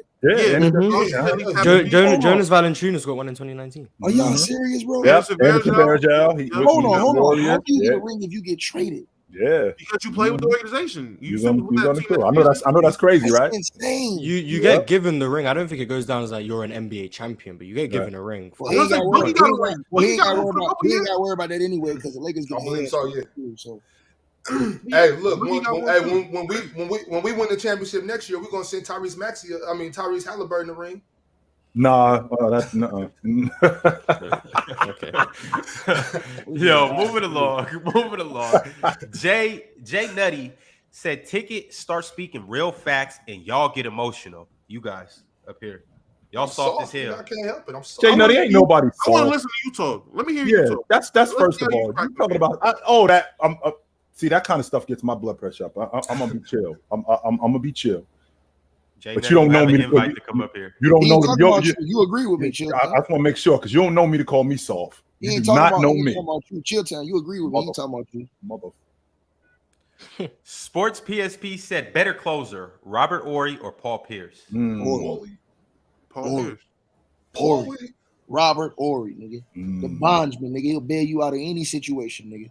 I don't seen this nigga do this on too many championship situations when all the chips is on the line. I'm talking He about just does that. Like, what the hell with Robert Horry? Like, he ain't doing nothing, and then all of a sudden we get into the meat and potatoes of the game. Yeah, throw it up for me. I got you. Everything I with this got you. nigga's clutch. Like, what the hell? Where you been all night? That shit don't. I mean, it's clutching up when the red light is obviously on and the ball's still in your fingertips. You know. Come on, Look. You know. Hey, Bob. Bob disgusting. I swear, yo, nasty. I believe in the words of Ron, nasty. 27 Let points them dudes was up. Let 24 that man get away with that shit. I'd be ashamed of this. Chris Webber go double off Robert Horry. With that being said, who's a better closer? Damo Mars? Bob? I mean, I'm just not going to ask you about I got Paulie. Yeah, I think you gotta go Paul Pierce simply because, I mean, is it really closing? Like, is Kyle Korver the closer if he makes that shot when LeBron gave him the ball? Is he the closer or is he someone who made a shot? Like, Paul Pierce is legitimately closing games because he has that responsibility. Robert Horry can make big shots and he's an extremely clutch shooter, but I don't consider it closing when you're benefiting off your actual closers getting you the ball. So I guess that's just how I view it. And also, Robert Horry just doesn't have expectations. So when he doesn't perform in the clutch, like, who's blaming Robert Horry? That's not true. I'm not finished. Who's blaming Robert Horry for 0-3 against the Spurs? No one. You know why? Because he's a role player. Hold on. Yeah, like, you know, like Robert Horry said it himself. If I miss the shot, they're gonna blame the superstars anyway. So it doesn't no one's blaming Robert Horry. So like Robert Horry, like I said, 0-3 against the Spurs, he was egregious the whole series. No one blames him because he's a role player, and that's fine. That's his role. So I'm gonna look at a closer as someone who has the responsibility to close, not someone who benefits off their superstar and makes big shots, even though it's extremely valuable what he did. Robert Horry was dope though. 100%, an extremely great player. Extremely great player. Robert Horry for real. His game gets slept on. Paul Pierce definitely had more responsibility, 100%. Robert Horry might have hit bigger shots, so we may confuse hitting bigger shots with being a closer. But with that being said, Paul Pierce did have more responsibility. But hold on, but Paul Pierce only closed when he got KG and Ray Allen. We seen Robert Horry close in every team he's been with. We seen him close. Yeah, but that was with Shaq and Kobe. Well, Hakeem Olajuwon. No, I'm saying, but hold on. But without him, they don't win. Without his defense, Robert Horry is one of the best defensive big men in NBA history as far as his defensive rating, as far as his post defense. I'm not lying. Hold on, you can look it up. He's not one of the best defensive big men in history. I said post defensive big man, bro. If you look up his rating is better than Tim Duncan's, I think, or right around it. The problem that we have with the defensive rating is it can he was guarding all the killers though. Yeah, he was dealing with. No, he was a good defender. He was a high level defender. He just wasn't one of the best in history. Right, and to go off of that with defensive rating, that could get tricky because Larry Bird got a better defensive rating than Scottie Pippen, and we ain't having that conversation. So we for sure ain't having that conversation. You might want to, man. Let's have that conversation. Hey, it might be time to have let's talk about defensive rating. Let's do it. See y'all trolling. Okay. I got you. I see what you did there, Dom. Almost had me fired up. I knew what he was doing. But what kind of donation is this, bro? I can't read this, but hey, up person 1805. I appreciate you for tapping in. Yeah. We gonna keep it pushing. Tell your mother I said hello. Next time, keep your chicken, fam. We don't got time for that. Tell your mother I said hello. But for both of us, Brian Holiday said ticket. Shit out my house when I get home. That's fire. Brian Holiday said ticket. I like what you said, but do you think Harden should have played against the Bucks in 2021? I think he's paying for it now. No, he should have played. He's not paying for that now. He's paying for it because his fat ass went and got out of shape because he wanted to get out of I was just about to say that. I'm glad you already went there, Ticket, because that's where I was going. Don't let his ass off the hook like he was hurt. That motherfucker. Harden did what he was supposed to do. In fact, they almost won that series if KD foot went on the line, so he did what he was supposed to do. I still don't think he should have been on the basketball court. But I don't think he's paying for it now. But he should not have been on the basketball court. James Harden, I seen James Harden last night. He was at the same spot I was at.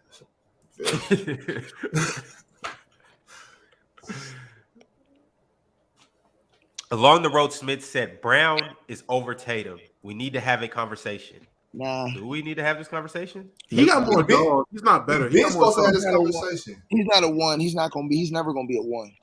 Brown is a 2. Every time JT has a bad game, everyone wants to open up the Jaylen Brown. Jason It's not even. It's weird. It's not even a bad game. It's just he just don't got it, man. What doesn't he have? Maybe they're both 2s. Maybe they're both just great 2s. That could be the case here. Could be. Really could be. I'm not mad at that, man. Jason Tatum is still better than him. So. Dama might be onto something. Maybe they're both just great 2s. I'm not saying. Hold on. Do a great 2 get you to the NBA Finals? Do a great 2 get you to the NBA Finals? 2 great 2s do, along with a great roster. Yeah, you can get to the NBA Finals. Well, one of them has to be the man. See, that's the thing. But maybe they don't. One of them has to be the man. Yes, maybe one of them has to be the man. Maybe one of them doesn't have to be the man because you have a Malcolm Brogdon, you have a vet leader in Horry. That wasn't last year. That was not last year. No, I'm saying now. I'm saying now. Well, let's talk about last year when they got to the NBA Finals with Jason Tatum as the man. And by the way, with Jaylen Brown out the lineup, he was 31-8 last season when they were in 10th place and they were fighting to get back into the playoffs. He was 31-8 without him, and that unit was getting better. So now Jaylen Brown comes back and they start gelling again. And when they start gelling again, I don't think it was a question whether or not Jason Tatum was the guy. Now you started asking questions about if Jaylen Brown could be the guy, but that wasn't the question with Jason Tatum. It was Jason Tatum. Why isn't he more of the guy? Fair. But I won't argue that last year. But I'm talking specifically this year. No, it's not even not like Jason Tatum. Things change. I heard Kobe Bryant say himself, plenty of guys have great years. The guy can be super high one year, play amazing one year, and things change the next season. The NBA is a season-by-season basis, and I'm talking about this year. Last year, I don't disagree with anything you said, Chill, but this year may be a little different. What year is Tatum in right now? 6. Okay, hold on. Tatum's in 6. LeBron went to the finals in year what? Year 4. And then he didn't go again until year when? 9. Right. Tatum has pretty much done the same thing LeBron has done without the MVP. What does this have to do with LeBron? No, I'm saying to you, you're trying to like take him down a notch, like he's not that dude. But this dude has been to the NBA Finals. He's been to multiple conference finals, all before year what year y'all say he's in right now? He's in year 6. He's been to the conference finals 3 times. That's every other year, bro. That's every other year. That's crazy. Me saying that maybe he's just a 2, not a 1. Maybe he's a great 2. There's plenty of great 2s in the NBA. That's not a bad thing. Maybe this team has 2 high-level 2s along with a great roster. Because Jason Tatum, he's been. You don't think Tatum can lead in the winning chip? Since Jason Tatum has came into the NBA, he has been fortunate enough. He's been fortunate, unlike a lot of great players, to be on a ton of talented rosters, deep rosters, veteran rosters. His rookie year, he went straight to the Eastern Conference Finals, going against LeBron James. He was young. He's literally been bred in great systems with deep talent, deep whatever it is compared to most. When that's what they do. That's what they do, though, Don. And I'm not saying that. Keep going. With Jason Tatum, maybe this is a guy who he's just not Kobe. He's just not that guy. And he doesn't need to be with this team. And maybe he's used to that. Maybe he's used to if I'm just not going, I can defer and do other things because I have a Jaylen Brown. I have these other guys that can make up for it. And that's not a bad thing. I'm just saying when it comes to these conversations where people are pushing Jason Tatum MVP, Jason Tatum over these guys, the Kevin Durant's, the ones, maybe we should take a step back and say maybe Tatum just isn't that guy.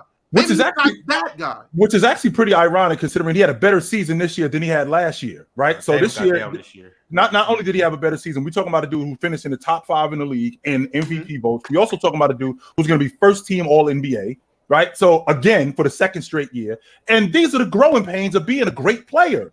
But when we see Jason Tatum, when he has those lapses like last night, and don't make it seem like, okay, he played bad because he only had 7 points. He got in foul trouble and getting yanked in and out of the lineup completely threw off his rhythm. Now, the way that they play and they shoot the long ball the way that they shoot the long ball, 100%, the way that they shoot the long ball the way that they shoot the long ball, the Boston Celtics, including Jason Tatum, can shoot you out of a game. But he's also got that kind of game where we've seen when he gets going, he's impossible to deal with. And he's a guy who can win you games 100%. So we're still in the process of Jason Tatum going through growing pains of being great.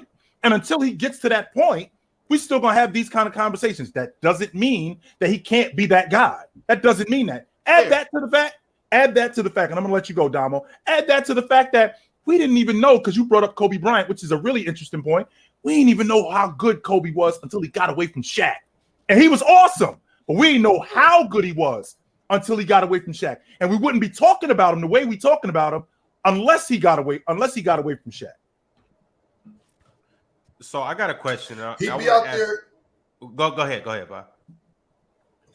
But just like I've been saying all season, Jason Tatum, and I only when I be this harsh on guys, I usually only talk about the ones that are as good as Jason Tatum. That's why I be so hard on him, because he get them silver dollar eyes, and it's just why that's why I've always said I'll take Jaylen Brown over Jason Tatum. I don't know what it is about him. He just he's too good to be having playoff games like this. He did it last year. He just disappears. I don't know what it is. Like maybe it is what you said, Chilltown. Maybe it's just growing pains. Maybe he's just working some things out. Maybe we're just too critical. Hold on, Ron. He said, "Why don't nobody give Wagner no respect with the Cavs?" Who? Like that super chat that you just said. What kind of respect? What kind of respect should we give him? DeJuan Wagner? Yeah, that's what we're talking about. What did he do in the league? Right. He had that 1 year, his rookie year, where he was turning into something, and then he got sick. So I mean, like how should we be talking about DeJuan Wagner? We should be talking about DeJuan Wagner like we talk about other people, like we talk about other great players.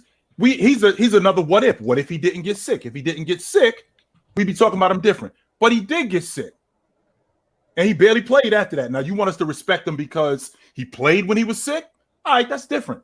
But we can't talk about him like we talk about all the other great guards, because like I can't talk about him like Rod Strickland and Mark Price and guys like that. No, we can't do that. Now, if you just want us to shout him out, yo, DeJuan Wagner, shout out to DeJuan Wagner. Bet we can do that. All right, so going back to the JT and Jaylen Brown situation. Mm-hmm. So Damo, he proposed to us that maybe they're both just 2-2s. I also want to give you guys a couple other propositions. Are they both possibly just 2-1s that happen to be mid-ones? Highly doubt it. Bro, what is a mid-1? No idea. I can see it. You see what I'm saying? A one that's really not all that. It's a lot of ones that aren't that good. Well, wait a minute, Mark. What do you mean by a one? Just someone who's the best player on the team? Wait a minute, Ron. Yeah, they could be the best player on the team. Like put them on Detroit, the best player on the team. No. Hold on. Is he above or below Dame Dollar? Y'all got him above Dame Dollar. Right? Who? Jaylen Brown? It's Tatum. Oh, Tatum. Yeah, y'all got him above Dame Dollar. They're in. I'll say above. I'll say above. No. I'm saying Mars. You got him and Dame in the same tier, or him in a tier above Dame? In the same. I got them in the same. Not tier. even today. Hold on. You got Tatum in the same. Hold on. You put Tatum in the same tier as Dollar? Yes. Yeah. But Tatum has taken his team to the finals. Not only that, Ticket. I don't judge players the way you do. If you want to put Tatum, that's fine. I don't do it like that. I'm trying to figure out why you said. I want to know why you said that. Because team is also significantly better than anything Dame's played with. I could get with that part, but let me ask you this question. So rewind the clock, Mars. So Dame in year 6, Jason Tatum in year 6. Which guy are you taking? Dame year 6 is when 2018. Dame came in 2011. 2012, I'm sorry. He came in 12, 13, 14, 14, 15, 15, 16, 16, 17, 17, 18. Now I think Tatum now is better than Dame in year 6. Yeah. But that wasn't the question I was being asked, was it? It was Dame now or Tatum now. I think they're in the same tier. So that 8 through 12 tier in the NBA. That's where I have them. Okay, all right. So Hey, the to the dude who say ticket talk too much, that's why we here, sucker. So that's what we doing here. What are you talking about? You ain't just come here to just look at us, goofy. Hey, you might be here to look at me. I mean, Fire. Hey, Mars, you the new Heartbreak Kid? That's what he sounds Hands like, off, right? hands off the merchandise. If y'all was just here to look at us, I wouldn't got a line up. For real, I would have cut my hair and cleaned up my face a little bit. Chill. Apparently, somebody's sister. Never mind. I ain't gonna. Here we go. I ain't gonna get into that. All right. Moving along. They put up the chill with chill yesterday, man. Did they? Hey, y'all go check out the Chill with Chill episode from yesterday if y'all want to see what was going on. You're crazy, kid. The Tribe One said, anyone questioning Hemi's manhood or heart? Nah, man, we don't have to. And we don't have to. And we're not questioning Joel Embiid's heart neither. No, I'm questioning him for not playing yesterday. I am questioning that. I think you had to take that series. I think you had to take that game. Because if he plays, they win that game. Even if he's 70%, they win that game, and this series is over with. I can understand, like, bro, you got to play that game, bro. You can't. I don't think you win a game where Julius Randle plays well in the playoffs. I'm saying no. That game was right there to be had. I mean, they to me, do y'all think if Jimmy plays, they win that game? I do. I think that they do. I think they got a real good shot at winning if Jimmy Butler plays. I think they got a real good shot as well. But I think they're going to win the series anyway. But Mars, here's the thing: if they win and they sweep him, now he got all the time to rest after the series because the other series will go longer. It's only going 5 games. Philly in 5. Miles, what if I told you Philly ain't winning another game in this series? Then you'd be wrong. Philly in 5. Okay. It's not possible, March.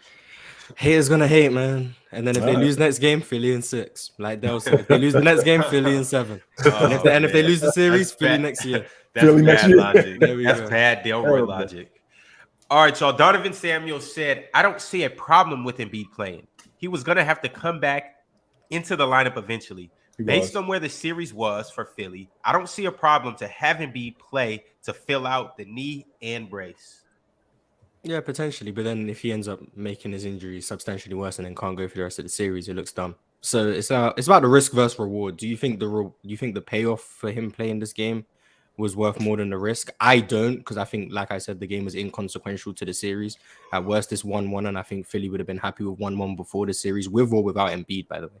So I think you play him in game 3. Like I would have played him in game 3 regardless of whether, unless they were up 2-0. If they were up 2-0, I'm not sitting Embiid until the series is tied. But if it was 1-1, I would have played him in game 3. I just don't think the risk versus reward made sense for him to play game 2. Miles, if they beat them yesterday, so let's say Embiid doesn't play, right? Embiid doesn't play, and Philly goes into Boston and beats them.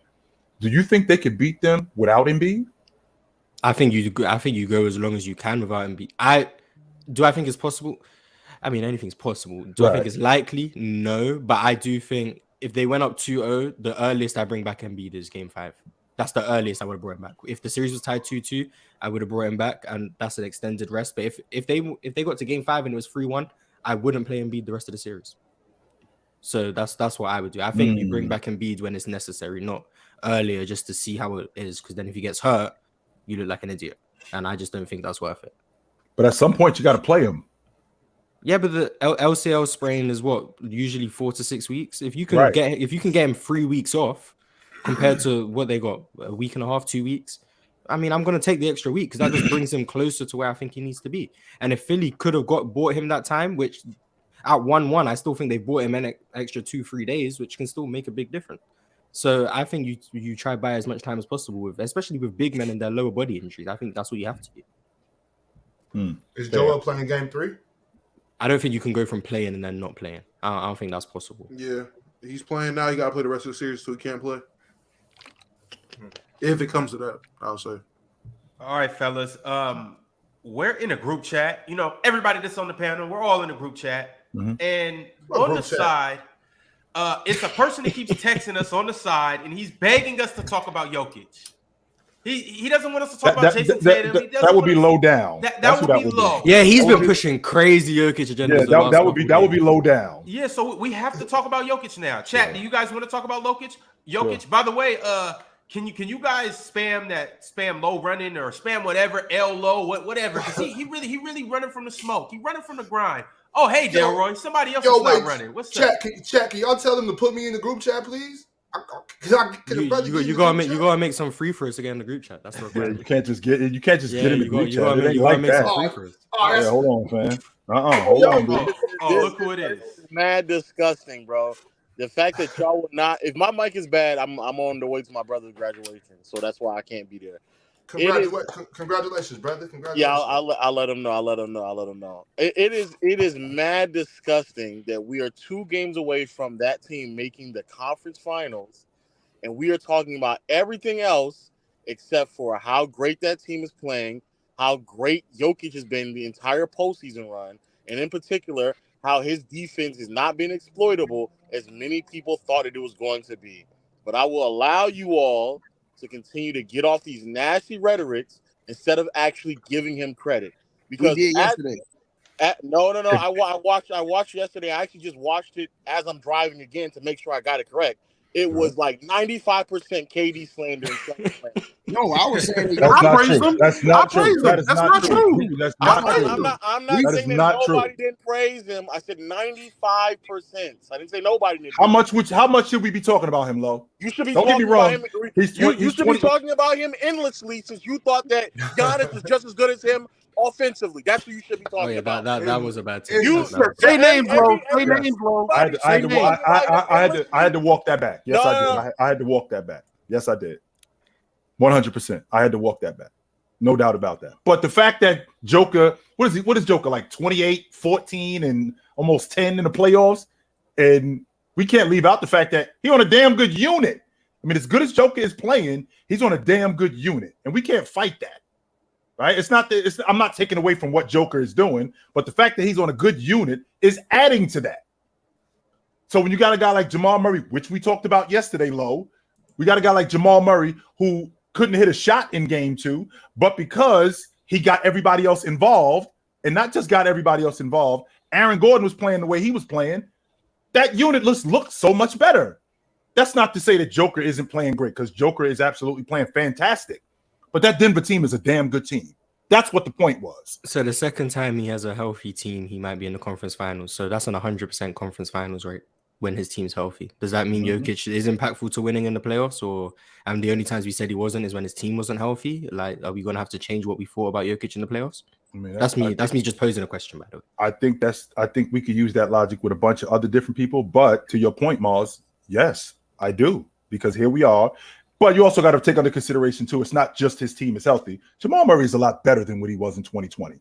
KCP is better than what he was in 2020. Aaron Gordon is playing a lot better. It's not like this the same unit from the 1920 season. Joker is better than what he was in 1920, as opposed to this just being the same unit and they're healthy. I think it's a little bit more than that. I don't know, man. When KCP was winning that ring with the Lakers in 2020, that was like the best KCP I've ever seen. You see him on his Denver team, he looks even better. It's crazy. Yeah, he does. Jokic makes his teammates better. That's what he does. So 100%. But I've given Jokic like the most praise you can give Jokic without just flat out lying about him.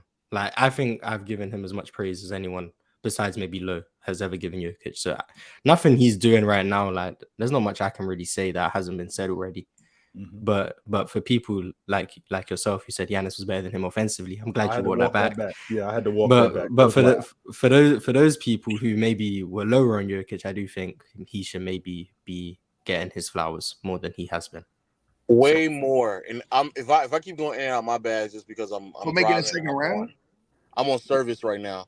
Well, it's likely he makes the conference finals, but just how well he's playing. Hold on. I'm not giving a nigga no praise till he win a chip. And that's ridiculous. Yeah, 2-time MVP. So how many players do you give praise? They didn't give Giannis. Hold on, they didn't give Giannis his credit till he won the chip. We're not talking about them. How many players do you praise in the NBA? Just Steph, Kawhi. You don't praise Kawhi, so Steph. You don't praise LeBron. No, so I praise. You don't praise KD. Hold on. Hold on. I praise Kawhi when he's on the court. That's another way of saying you don't praise Kawhi because he's never on the court. I give LeBron his credit when he does win. No, you don't. Ticket. No, you do not. Go back. I got video. No, you don't. Ticket. Hold Hold on. For every one thing you say good about James, you got 5 bad things to say about him. So don't do that. I mean, it's true though. The man lost 6 NBA Finals. But see, here we go. Right? You don't praise Kevin Durant. So no, you don't. What champions do you praise? You and Dale go back and forth. I'm not praising the dude who's like one of these tricks out here on the Vegas Strip that jump from limb to limb, like KD. I'm not praising that. That's fine. So you only praise 2 champions, Steph and Giannis. Let's go to the next one, right? Like I said before, I like winners. Jokic ain't won a damn thing. Man ain't been to the NBA Finals, and Lowe want to sit over here and serenade this dude. No, he want to serenade this guy when, guess what? Oh, good old Dell over here, if he's right and KD come back and win this series, what the hell is Lowe going to say then? What is he going to say then? Take it a step further than that. What are you going to say about KD? Over here singing like BB King. KD has to stack the deck to win. Sit your ass down, Low. Nobody talking about jump team. Thank you, Mars. Yeah, he's just gonna say KD has to stack the deck to win. That's all it's gonna be. But so the only champions you praised in the NBA is Steph and Giannis, right? Tim Duncan too. No, that's not true. But he's long gone. So all time. No, that's currently. No, I'm talking about the players right now. The players right now is Steph and Giannis, right? Yeah, I mean those are the guys. Him, LeBron, he's cool. Because you don't praise Anthony Davis. You can say you praise LeBron. You don't. You don't praise KD. You don't praise Draymond Green. Like no way. Gawking and giving a man his credit. Draymond Green, Mars? No, I'm listing off champions in the NBA. Right. The only ones he praises are Steph and Giannis. My whole point to you is this: the man ain't been to the NBA Finals, and fake ass BB King over here low want us to serenade this guy. Man, nobody want to hear that shit. Is he not a phenomenal basketball player? I don't give a damn. The man is a 2-time MVP. Is he not a phenomenal basketball player? Yes or no? What 2-time MVP didn't go to the finals? Is he a phenomenal basketball player? Yo, you about to turn me in the box. Just answer the question. Is he a phenomenal basketball player? He's a good basketball player. That don't mean shit. There's a lot of phenomenal players in the league. All right. So it's Dame Dollar's a phenomenal player. Dame Dollar's a phenomenal player. We don't put him on that level. What level? Okay. We don't put him on the level that we put the guys who won on. Wait, so do you praise Dame? No, I think I praise Dame for not ducking the grind, not jumping from team to team when he didn't get everything he wanted. So you praise Dame. Okay. So praise Jokic for the same thing. I didn't. No, I said I don't. Listen, once again, I respect Dame because Dame didn't take a shortcut when shit got tough for him in Portland. Like a lot of these guys. So do you respect Jokic for the same thing? No, I respect Jokic. What? I'm just not proud of him. That nigga said, Lowe just came in here and said we need to praise Jokic more. For what, nigga? He ain't in the finals. For what? For how well he's playing. Just praise him for his game and what he's doing right now. Just like we do when we have a guy that's on his way to a championship. We seen him get to the conference finals. See, once again, you're praising for how well he's playing on the court. Like you're still judging it based on how far they're going in the playoffs. Just ticket. Take out the word for praise. I want to see him in the NBA finals. That's great. That's great. Level, like 2 times. And listen, the other 2-time MVP that didn't make it, we don't praise him like that. Okay, we don't praise Steve Nash. I do, but ticket. Take out the word praised. How well is Jokic playing in the playoffs right now? He's playing good. He's playing a great play. He's playing like a superstar in the NBA playoffs right now. Okay, there we go. That's the praise Loeb was looking for. That's it. That's all he was looking for. So you gave him the praise. That's it. There we go. That wasn't hard. It wasn't. Nah, I just had to change the words. Nah, y'all want to gawk. I ain't with that. No, we ain't doing that. No. We're not doing that. No. I think what Lowe wanted was just for you to say Jokic is playing at like a superstar, and you just said it. So there you go. He got the praise these next 2 games. Low ain't gonna be nowhere to be found like he ain't been for the last month. I mean, I can appreciate your logic, Ticket, about holding Jokic to a standard. I can appreciate that. Holding Jokic to that, bro. Right. I can appreciate holding him to that standard. However, what I can't discount is how he's playing right now. And he's playing really good. I can't do that. All right, we're gonna keep moving along. Huncho said, not gonna lie, I would cook Chilltown in a hoop session. That's crazy. Yo, they disrespecting you, Chill. What's up, man? That's probably because he never seen me before. That's number 1. Number 2, that's probably good. And one of the things I found out, in the words of Mike Tyson, everybody got a plan until they get punched in the face. No. Everybody. So it looked like it does right now, but once we get going, and in the words of the great Toby Keith, I'm as good once as I ever been. So if you sure you want to get it on with me, we can. Because I can still do it once. I might not be able to do it like I used to, but I can still do it once. Hey, DeMar, Dub said cut it out, man. He said you capping, man. Okay, well, if that's not what Lowe wanted, then Lowe can say that's not what he wanted. I'm assuming that he wanted someone to just say you're just playing great. If he wanted more than that, then he can come and say he wanted more than that. Mm-hmm. You think Lowe just want one piece of cake? Yo, all right. Brandon Murray said, "Does Russ deserve a ring if the Lakers win?" Nah, bro, I'm out of here, bro. That nigga just like me. I'm Lowe outta just here, like bro. Lowe just like me. I'm gonna eat the whole goddamn thing. I'm not one of them niggas that's gonna leave one little piece on the stove. I'm eating the whole shit. Fuck Hey, ticket, man. Y'all say what y'all want, yo. This dude is necessary. Hey, okay? I'm not. Hey, chill town. I ain't This lying. dude is necessary. If some dudes that drink a juice and leave a little swallow in the refrigerator and shit, you cook the juice like that. Nah, Finish that shit, yo. Just swallow it and shut the fuck up. Chat, answer the poll and let me know what you guys think. Angie Carr said, "That's right, chill. Talk that ish. Light the belt." Like the belt was legendary. Like the belt? Y'all should have been there live for that. Clifford Watkins said, "That's still dumb. That's still a dumb take by Ticket because that's LeBron's body. Everybody don't have LeBron's body. Docs in the medical field would tell you that. Not everyone Right. is on PEDs. I agree. We're not. Oh, we're not. I ain't say that. Mars said that, but we. No, y'all off the leash today. Hey, Ron. Mars You said started this ticket. You the one started this ticket. You started it. It's because of you, ticket. You the one who started this. I don't Because want of no you. parts of that today. I don't want no parts of that. Mars said that. He hasn't denied it. All right. Moving along, Donovan Samuel said, "I think what's being overlooked in this Golden State LA series is that the Lakers just have more options on the offensive and defensive end. Lakers in 6. Do they? No, I'm thinking about more that. options. I'm not going to say that. Like I I said, know we know offensively. That's a lot offensively. That's a big lot offensively. Yeah, because they got a bunch of one-dimensional guys that if they're not doing that, what they do, they're useless. So that's not true. Well, I will say, I guess for Reaves, it's kind of not 100% like certain. I still don't know who Austin Reaves is. Better than Jordan Poole. But That is a fact. Now that is a fact. Austin Reaves will be a little bit over old boy who was in Utah. He's not better than Jordan Poole. Don't do that. He's definitely better than Jordan Poole. See, here we go. No, I ain't saying that. No, he ain't better. No, I want to hear this. I want to hear this. Yeah, I wanna hear Austin this. Reaves, Jordan Poole. Austin Reaves ain't better no fucking man. Y'all saying He's not. First of all, he's not a chair defensively. He's actually someone that's going to defend or make it a little difficult. He's not food. You're not going to Jordan Poole. You're not going at Jordan Poole. I mean, Austin Reaves. I'm sorry. Austin Reaves is Gordon Hayward in Utah. Gordon Hayward in Utah is better than Jordan Poole. Yeah, Gordon Hayward in Utah is better than Jordan Poole. Hold on. For you blow a gasket. Hold on.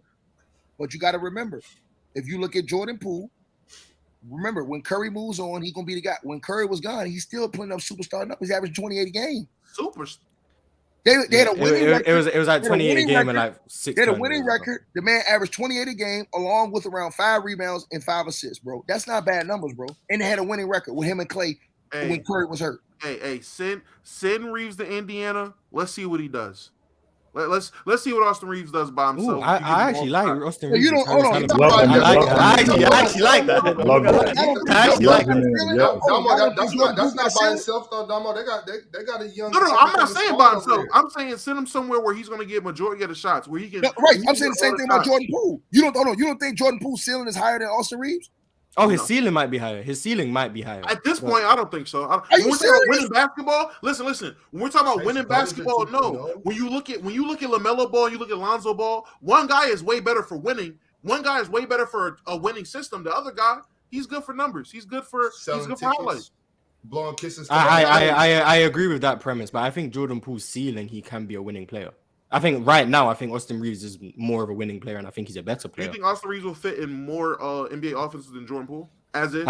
At this point, yes, 100%. There you go. As of right now, Yeah, as of right now, I agree with you. I think Austin Reaves is better than Jordan Poole, and I've been saying that for a while now. I just think it's wild listening to y'all dudes, because this is the same conversation last year that we had where they was comparing Jordan Poole to Bradley Beal, and now it was terrible. I was trying to tell people last year Jordan Poole wasn't even on Anthony Simons level. I was saying that last year. Jordan Poole isn't better than Anthony Simons. I've been saying crazy things happen in the year, man. That's what it sounds like. That's what it sounds like. Who's disrespectful? Are y'all serious, bro? He's playing better right now. Austin Reaves is playing better than Jordan Poole. Hey, hold on. Let me ask y'all a question. What option is Jordan Poole on the Warriors right now? Fourth. Third. Okay, hold on. He the third option on the team right now, right? He need to be the water boy. Hold on. Jordan Poole averages 20.4 points per game and 4.5 assists as the third option. Was that the ether? Was that the ether we was waiting for? I'm saying y'all said Austin Reaves is better than him. Yeah, I think so. Yeah, man. I mean, if you want, Jordan Poole's box score looks better than Austin Reaves, 100%. I mean, if Austin Reaves was the third option on a team that was predicated to offense, I would think you would average probably 16 points. I'm giving him 15 to 17 as the third option with way better defense than Jordan Poole, and I would say he's a better playmaker.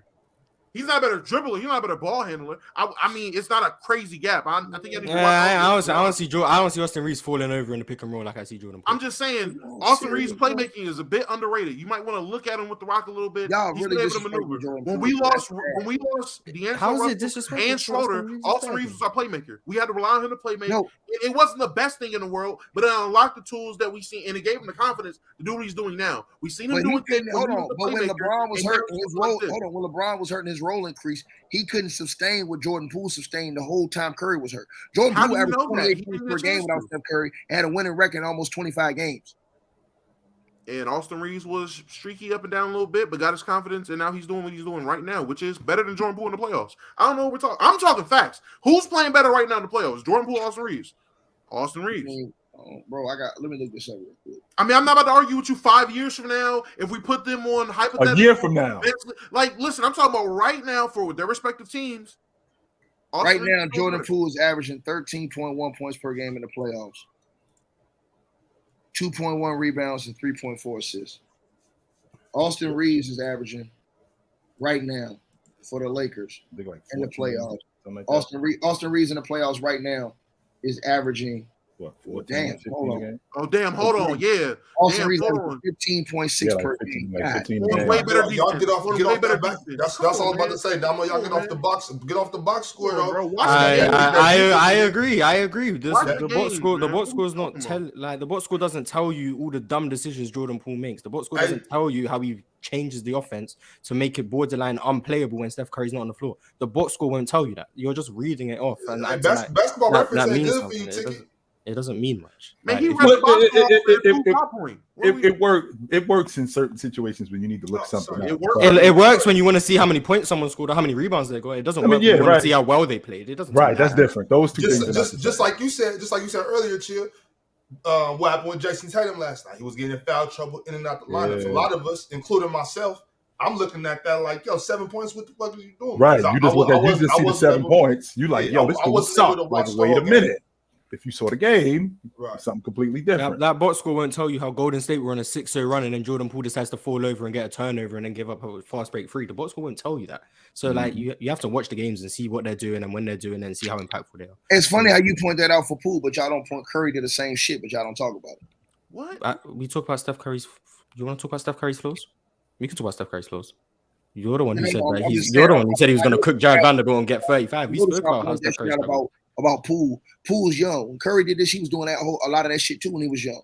But y'all slam Poole for the same shit Curry did. Players' choices didn't exist when Steph Curry was in year 3. Maybe I'm just praising Austin Reaves. Why I gotta be slamming Poole? Maybe I just love my guy. If players' choice existed when Steph Curry was in year 3 and we were talking about Golden State, I'm sure we would be talking about Steph Curry's turnover problems. I'm sure we would. But it didn't exist. So what do you want us to do? Go back in time? We can. Let's talk about 2012 Steph Curry. I just want to say regarding the comparison of Poole and Reaves, it would be a whole lot closer. I think everybody's mind would actually be swayed if Poole just played a centimeter of defense. I'm talking about that much defense. If he played that much defense it will be a whole different story. But the fact that Jordan Poole is really a free-for-all on defense, like we do whatever we want to do on him, like switch him on to me, and I'm gonna get a bucket. That to me, and it would be it'd be something completely different if he was trying. Like you see guys trying, but they're just not good defensively. But then you see guys who there is no effort there, none whatsoever. I'm surprised they don't get on him more because a stuff like that, he's a liability defensively. He could be off the floor. More, I think. Draymond tried. That's probably why Draymond did what he did. That's what I'm saying. Draymond tried, and hey, they sided with him. They just gave him all that money. Draymond tried to. And then on top of that, and then on top of that, you want to do this. You want to start yapping. That's on top of that. You don't defend. He don't look punchable to y'all. He look like one of them guys that need to get punched in the face sometimes. I'm just saying. I was never against Draymond when it happened. I was on Draymond's side. I was like, he just got that money. He got the ring. He got the money. I'm like, I know he wasn't to get punched in the face. Well, just so you guys know, he should have punched that boy. He should have punched him in the face. Let's make sure we clear on the money. Him getting punched in the face sped up the process. Oh yes. So let's make sure we clear on that because we wanted this thing to go away. All right, fellas, moving along. NBA Lanny said, "You guys don't think Reaves is equipped to slow down?" No, he's not. No. Hey, Dom. Yeah, you bugging. Hey, Dom. And holler me after this series, Dom. Also, Reaves' average will be all the way down because he ain't doing shit this series. And since you being so nasty, I got Poole cooking and frying them niggas tonight too. He gonna hit them niggas with 28 special. So he about to have. So Steph's gonna have 35. That means they blow the Lakers out. That's what that means. I got to blow up tonight. That means they blow the Lakers out. If that's going on, Ticket, they blow the Lakers out. They're gonna recover tonight. 75 threes this game. How many threes? Oh, nigga, hey, Damo, you might want to go to the game. It's gonna be a pool party, and the baddies gonna be in bikinis courtside. How many threes are they shooting? How many threes? Beach balls out. That's like 63s right there. That's I'm not saying over under 63s tonight. Ticket, let me hear it. No, it's gonna be under 63s, but okay. It's gonna be under 63s. But I don't know how they getting 35 and 28. No, but I got Poole plays well in this type of series, bro. He's gonna play great in this series, bro. Right. I seen him from game one. He's a confidence guy. Once he starts, I do got Poole balling out though. He gonna ball out this series. I can tell when he's gonna have a bad series. I'm gonna be interested to see how much he can stay on the floor. Oh, he's gonna be on the floor. I told you it's gonna be a pool party. The honey's gonna be bikinied out half in the pool. Beach balls. It's too cold in San Francisco right now for them bikinis. You know what's crazy too, Ticket? The fact that you brought that up. If Dr. Bus was alive, he would do that, like to distract him. He would put some chicks in the front row in bikinis. If Dr. Bus was still alive, he'd probably do something like that. You know, Jordan Poole will show off for the honeys. Yeah. He in threes, looking at the crowd, talking to the girls on the side. You watch him during the game.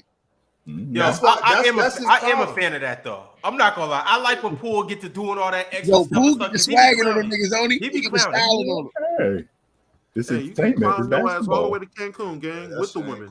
None of those people, Angie. None of them. No, he's neither of them. If I had to pick between one of them, he's more Mark Price than Steve Kerr, but he's neither of them. Mm-hmm.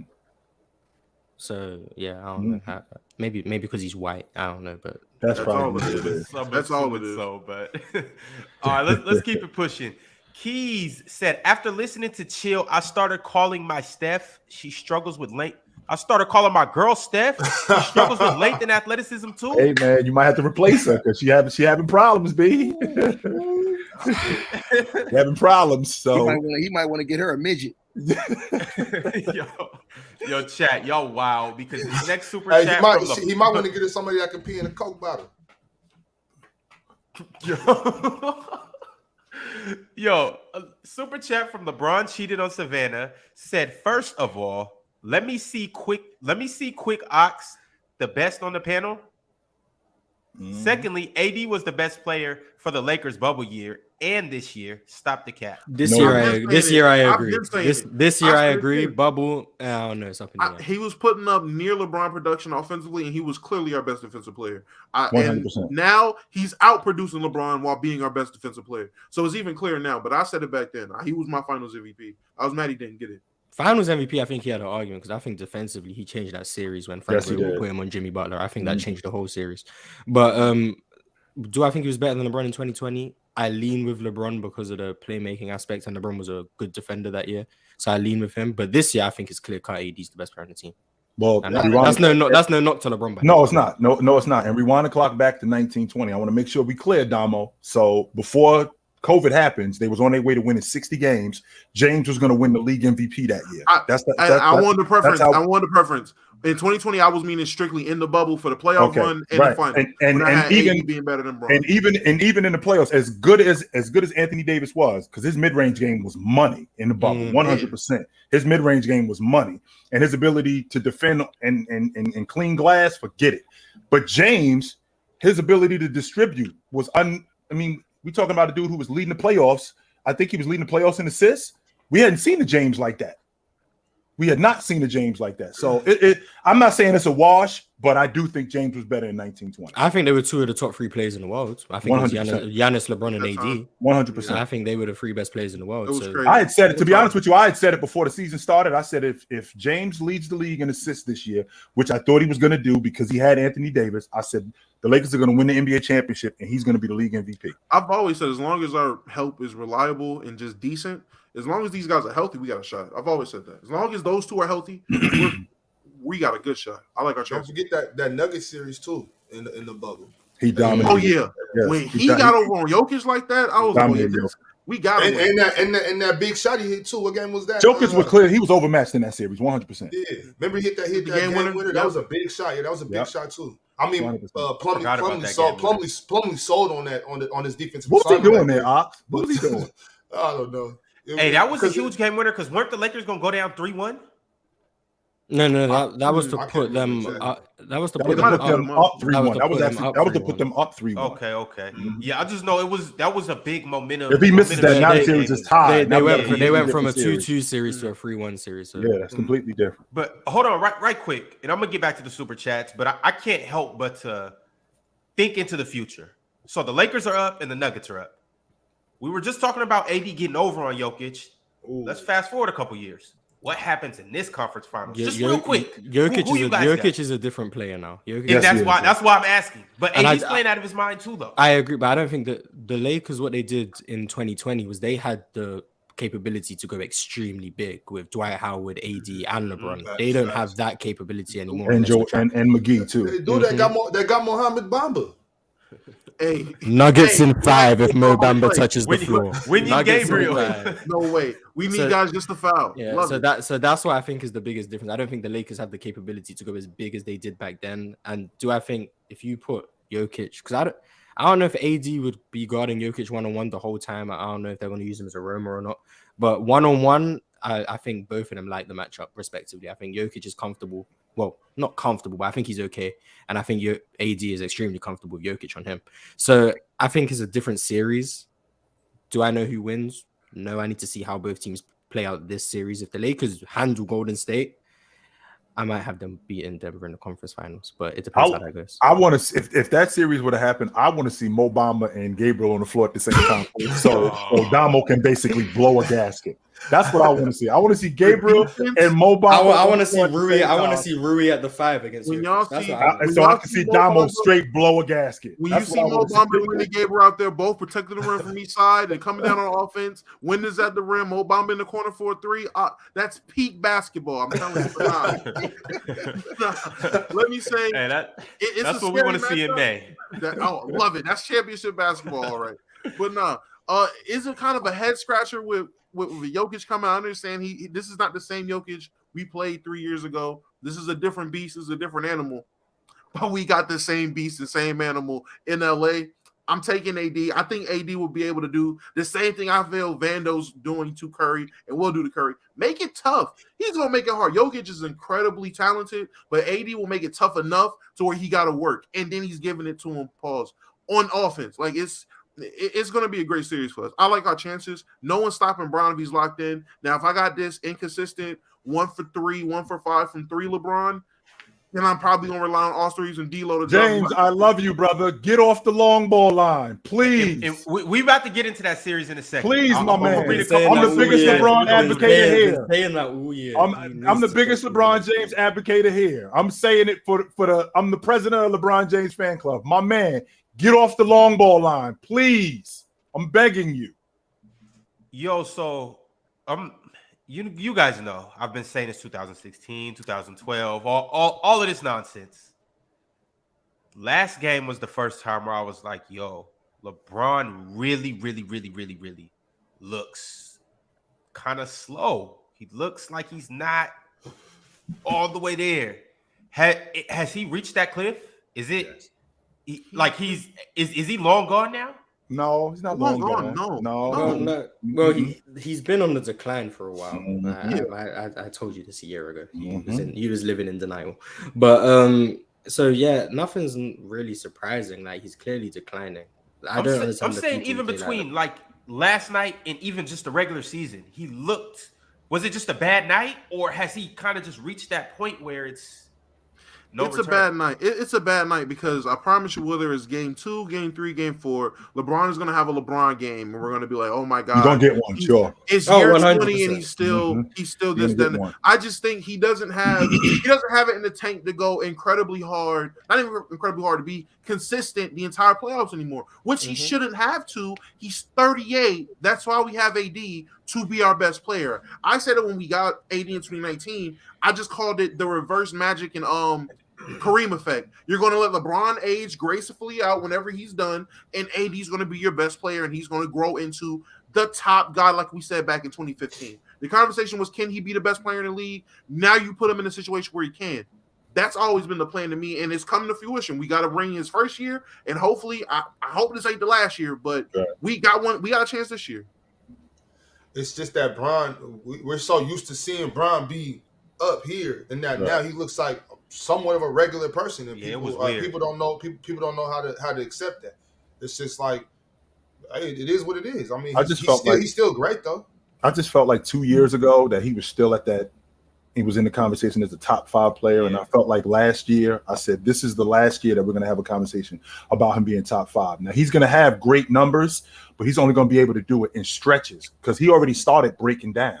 He already started going the other way, but he could still have what you saw earlier in the season, where he went a month where he was 38-8. Problem is that I can't do that for a whole season. I can't go 35 in 11, or I can't be that kind of player and throwing units on my back and taking us to the NBA Finals like I did, because that's the standard for him. But it's not that I still can't play, because he could still play, but we just expect him to be that good, and he's not that good anymore. He's still awesome though. It's not even that. From 2018 to 2020, he plateaued. Realistically, he plateaued from 2018 to 2020. 2021 is where the decline started happening, and it's just been I'm not gonna say a free fall. It's been a graceful decline. When you it's not like he's been very graceful. No doubt, been very graceful. I compare it to like Vince Carter's vertical. Like I heard a lot of the OGs say Vince Carter coming down off the mountain, because he was so high. Him coming down, he's still above so many other people that was up there. So did y'all see that video? Did y'all see that video of Vince the other day? Yeah. Nah. Throw it off the glass. 46 years old, still dunking. He still got it. I know he still got it. So he's still showing them stuff. Like, not even regular. He still has it. 100%. And Curry still got it too, but and Curry's going to age gracefully as well. Curry's game is going to age well. He's going to be the same thing. I think so, 100%. Yeah, I'm just watching the game, and I'm just like, just kind of how Bob said, you're just so used to it. I'm like, come on, Bron. All right, nothing in the first quarter. All right, Bron, go get off the second quarter. Nothing in the second quarter. All the way down to, the clutch minutes. I'm like, all right, Bron, it's coming. And I'm just waiting, and it just was never that burst of, a quick 6 points, and it just wasn't the same. Ron, you're talking to a dude who in 2003, Jordan was clearly washed, and I didn't want him to hang him up. I wasn't ready for him to leave yet. Yeah. And it was obvious that he couldn't go anymore. It was obvious. Jay didn't have it, but I was like, Mike, can you just stick around for a little while longer? Because I wasn't ready for him to leave. I wasn't. Because I was so used to seeing him a certain way. And just having him here, I could at least remember what it was, as opposed to, yo, this dude sucked. He didn't suck, but he just didn't have what he used to have. But I still wasn't ready for him to leave. I just wasn't. That's how it was for me with Kevin Garnett after the Celtics. I almost had a mental breakdown. I'm like, bro, please retire. I can't see this no more. Right. And you saw who KG was in Brooklyn. He was a shell of himself. Yeah. Oh, and then when he went to Minnesota for them couple of games, I knew why he did that. I couldn't hardly get out of bed. No, I know why he did that, and it made a lot of sense. It wasn't just from the management perspective. Cat needed him. Cat still needs him because I ain't seen the change. Yes, he does. Yeah. But and then also business. I think he thought they was gonna give him some, put him up there in the ownership. But still, I couldn't hardly get out of bed after watching that. I was depressed. Yo, so people in the chat are saying this, and in KW, he just sent a super chat alluding to it as well. He said, "I just think this year is the first years where Bron doesn't have to do everything. So maybe he's conserving his energy and uses it when he needs it." That's a lot. I think maybe you're just living in denial that LeBron is right. Plenty of years we ain't have to do LeBron. It's been many years where LeBron didn't have to do everything. Correct. Some years he just did it on his own. Right. Like sometimes he disarmed some of his own teammates from being able to do more. And I think that's why some teammates were frustrated. But LeBron is a gifted player, so I mean, that at the end of the day, if he gonna get on the ball, it ain't like if you Mario Chalmers or anybody else, you gonna get him off the ball. Which, by the way, it's like when kids can't accept the fact that Santa Claus and the Easter Bunny and what's in the Tooth Fairy ain't real. It's like, Bron is a human being. Yeah. Which, by the way, James in this series, I mean, if you watch game one, I'm sure you guys did. He played off the ball a lot, more than he has. He's played off the ball a lot, and that's been effective. That's been really effective for them. So I think that they're gonna stick. I think they'll stick with that too. Do you give Darvin Ham credit for that or LeBron? I think it's a combination because I don't think that James is listening to Darvin Ham tell him to get the ball out of his hands. I think that James might have suggested it, and then Darvin Ham might have suggested even more, and I think they came to an agreement. Another thing too, though, I don't think Bron shoots another game 9 for 24. But if he's taking 9 threes, he might. Even then, though, get off the 3-point line. But even then, I don't think Bron goes 1 for 9. It was 1 for 9, right? Neither. Yeah, he might go 0 for 9. He might go 0 for 9. I don't see that. Might go 1 for 12. He can't shoot. So since we're here, let's just kind of predict and project what we think Bron would do. Let's say the series goes 7. What do we think? How does he play? Game 7, he brings it. I don't care what he do during the series. LeBron has one of the best game 7s in NBA history. And so in game 7, statistically, he's going to be there. They're going to need Steph Curry to do what he just did in game 7 again to outtake, because it's going to overshadow AD. If it comes at game 7, Bron going to tell AD, okay, you did your thing, sit your ass away. Because I got to make sure this shit don't go a different way. That's what kicks in then. So if it goes to game 7, y'all keep LeBron saying game 7 is triggering. Yeah, I'm saying it's triggering. Can you handle it, Bob? Can you handle it, Bob? Can you handle it, Bob? I know the beam is off. I know you didn't pay the light bill, but if it goes to game 7, that means LeBron has continued to shoot 1 for 8 and 1 for 9 and 1 for 12 this entire series. So game 7, LeBron should say, you know what, big fella, we gonna play through you. Wait though, wait. Because let's not act like AD. I need 40. It can't be inconsistent too. Let's not act like that's not. AD can easily go for 14 and 12 tonight with a couple blocks. Play the defense, but just not really score as much as he should. But he won't. He's gonna go out there. He's gonna say, "I have Kevon Looney on me. I'm going to put up 30 because I want to win a championship." Because that's who AD is, the best player on the Lakers. Are you trying to push AD being the best player in the world? It sounds like that's what you're trying to do. First of all, it's not something I'm trying to do. I've said it since Giannis got out in the first round. There's a conversation that needs to be had that we had in 2020. That Anthony Davis is the best player on the planet. Anthony Davis is better than him. And all I'm saying is, in the course of Anthony Davis going for his second NBA title, his first finals MVP, it will be when Giannis is out in the first round. He will have to go through the defending champions and be the best player on the court. And he also, he also will have to go through who should have been the 3-time MVP, Nikola Jokic, the current best player in basketball. So if he goes through him to get a championship, I'm just saying my propaganda will look real good. I have a real good case. You're discussing, Dom. He still has LeBron James. He still has LeBron James on his team. I'm just saying. Bottom line is, Giannis Antetokounmpo drove the bus. AD had to get pulled over there by LeBron James in order to be. AD is dragging this bus right now. AD is driving our bus. Drove the bus to losing to a hayseed. Oh my god. Yeah, he crashed the bus. I'm not gonna lie to you. He crashed it. and killed everybody on it. Yeah, drove yeah. that thing smooth off the cliff. Yes, we have indoor. Yes, we have indoor. Don't tell us that we haven't watched the Lakers much, because yes, we have. I can't stand when people say that. I can tell you haven't watched it. Yes, we have. You didn't even say why. Like, you could have said like what you saw that made us like. You just said we haven't watched it. Like, why? Yes, we have. What did you see? Hate that stuff. That was Indoor voices. Next time, spend a couple more dollars. You can finish out. You don't watch that. That's like saying you don't watch basketball. Based on what? Why don't I watch basketball? Like, don't just say I don't watch the game. Like, what do you say? What makes you say I don't watch the game? Indoor, we would love to hear why. Yes. What are you talking about? In a super chat. Please. Yeah, there we go. Ace 30 with a good one. He said, "Who's a better player and why?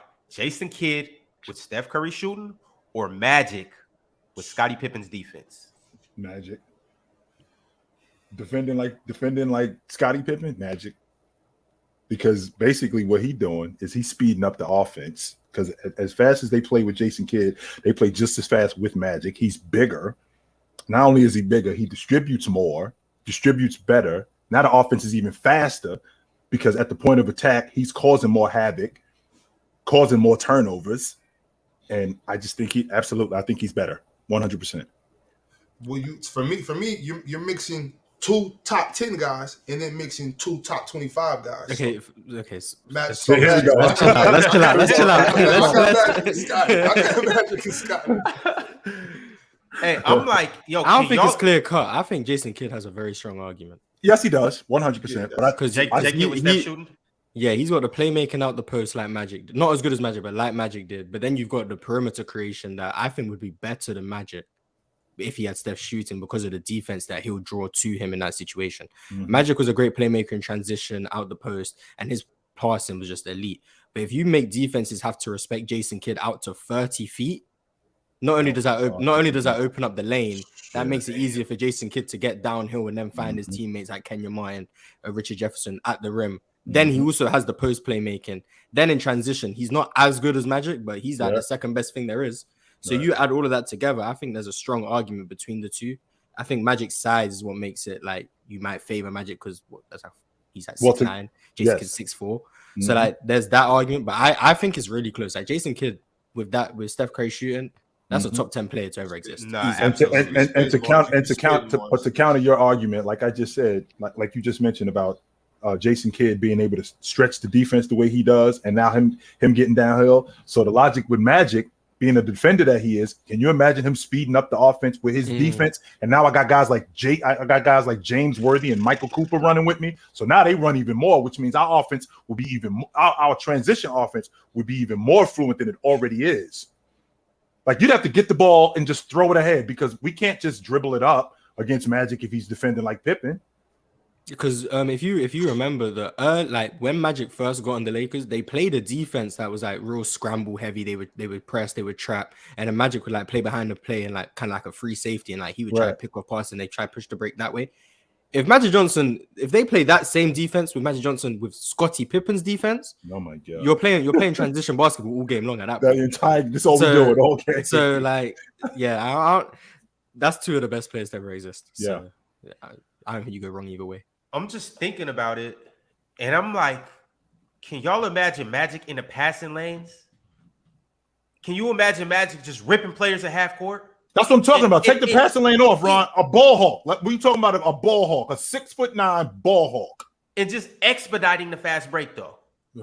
Like, the fast break's already crazy with Magic grabbing the rebound and going coast to coast, or somebody getting the rebound and outletting it to him. But the best way to get into a fast break is through a steal. So if he's able to do that, boy. Now you got Magic ripping dudes at half court. Now you got Magic slowing y'all offense down. Man, 100%. But someone said Magic with Scottie Pippen's defense sounds like Ben Simmons. Yo, chat, man. Y'all something else. Wow. Oh, I love this chat, bro. Yeah, yo. But before we fully dive into the Lakers and Warriors game, and really talk about it in depth. Ticket, you were kind of chill, my bad. You were kind of alluded to this earlier. How good was Kiki VanDeWeghe? Kiki VanDeWeghe, the original cone on defense. Sorry. Yeah, he couldn't cover. 100% he couldn't cover. Kiki VanDeWeghe was strictly buckets. Not only was he strictly buckets, Kiki VanDeWeghe was a great one-on-one player. He had a left hand, 2 dribble pull up. Man, he was money, and he was big too. He's like 6'9". He could get around anybody. He had a really nice mid-range game. Kiki VanDeWeghe was nice. So I think he had, if I'm thinking off the top of my head, I think he had like 4 or 5 years where he averaged like 24 a game. He was awesome. And that was during an era, that wasn't during like this era where guys play a lot faster and there's a lot more wide open. No, the game was a lot slower, and he still was averaging like 24 a game. Kiki VanDeWeghe was nice. Super nice. And he had like a weird, like he had like, I want to say like it was an advanced game. Like his skill set, like he had step backs in his game, like he had side, like he was really like his scoring arsenal, like it translates to like the modern era. Now everything else does it translate? Probably not. But the scoring arsenal, it translates 100%. He's 100%. He's an elite scorer. Hey, Ron, they said downtown Freddie Brown was the OG Cone. Yeah, y'all keep downtown up out of this, all right? Downtown did his job, and he brought a championship downtown. All right, y'all. Let's go ahead and talk about it. I need thoughts and predictions on game 2. We've talked about a lot of things. We talked about LeBron. We talked about AD. We talked about Austin Reaves and Jordan Poole. We've even talked about Vanderbilt guarding Steph. But we need to talk about who's going to win this game tonight and why they're going to win it tonight. The Warriors need this game. Now, do I think they will win? Unless they make an adjustment, probably not. Because last game, they played about as well as Golden State can play their game, and they still lost. They took 50 threes, which is they're like the highest volume shooting three-point team in the NBA. They made like 40% of them. They made like 20 threes, I believe. Steph made 6 threes. Jordan Poole made 6 threes. Clay made 6 threes. Like they played as well as they can within their like how they've played all year, and they still lost. And the reason they lost is because A, they have fouling issues, which has been a problem all year, and B, they don't get to the rim. So unless Golden State makes some adjustments in how they run their offense, I don't think, because with the Lakers, I think the Lakers played about as well as you expect the Lakers to play, besides maybe give or take a couple of threes they missed. But they played their game, Golden State played their game, and the Lakers won. So I think if they both play to like close to their maximum capability, the Lakers appear to be a better team. And I think Golden State need to make some adjustments. I think someone said it earlier, put Steph Curry on the ball more. I think that kind of mitigates Jared Vanderbilt's impact in terms of rear view pursuit, and he's getting around off-ball screens. Getting around on-ball screens and off-ball screens are 2 different things. You have to trail differently. The coverages are different. So I do think if they put Steph Curry on the ball more and use him as a creator in that way, that might get them easier looks at the rim, because AD has to step up even more, and you get Draymond Green or Looney rolling to the rim. But as it was presently constructed without adjustments, I think the Lakers win this game. 2 points, and Mars brought up a really good point about getting to the rim. They have to get to the rim, and the reason why they have to get to the rim is because they got to get to the stripe. Yeah, because their long ball game, I think the Lakers are going to do a better job at covering the long ball. Number 2, they got to get the ball out of Anthony Davis's hands more. So I think the double team has to come quicker with Anthony Davis. I'm going to make LeBron James more of a jump shooter. James knocked down a couple of mid-range shots. He knocked down a couple of mid-range shots, but I'm going to live with James shooting the long ball all night. I'm going to definitely do that. I think that making D'Angelo Russell, when he's on the floor, making him guard more, I think they got to do a better job at that. But when I watch the Lakers, I'm trying to figure out what Golden State has in terms of interior defense to slow down Anthony Davis. I mean, in addition to doubling him, they get a lot of stuff where they go quick with Anthony Davis. So when he goes quick with Looney, there's really nothing that they can do there. So I expect the Golden State Warriors to play better. I think that they pull it out tonight. Damo? I'll say it like this. The Warriors lose this game, easy sweep going back to LA. We're not going into crypto without the stars out there. Jack Nicholson back in the building. We're not losing in front of Jack. So y'all got to win them at home. Yeah, I did see y'all Jack got to win at home. I did see that.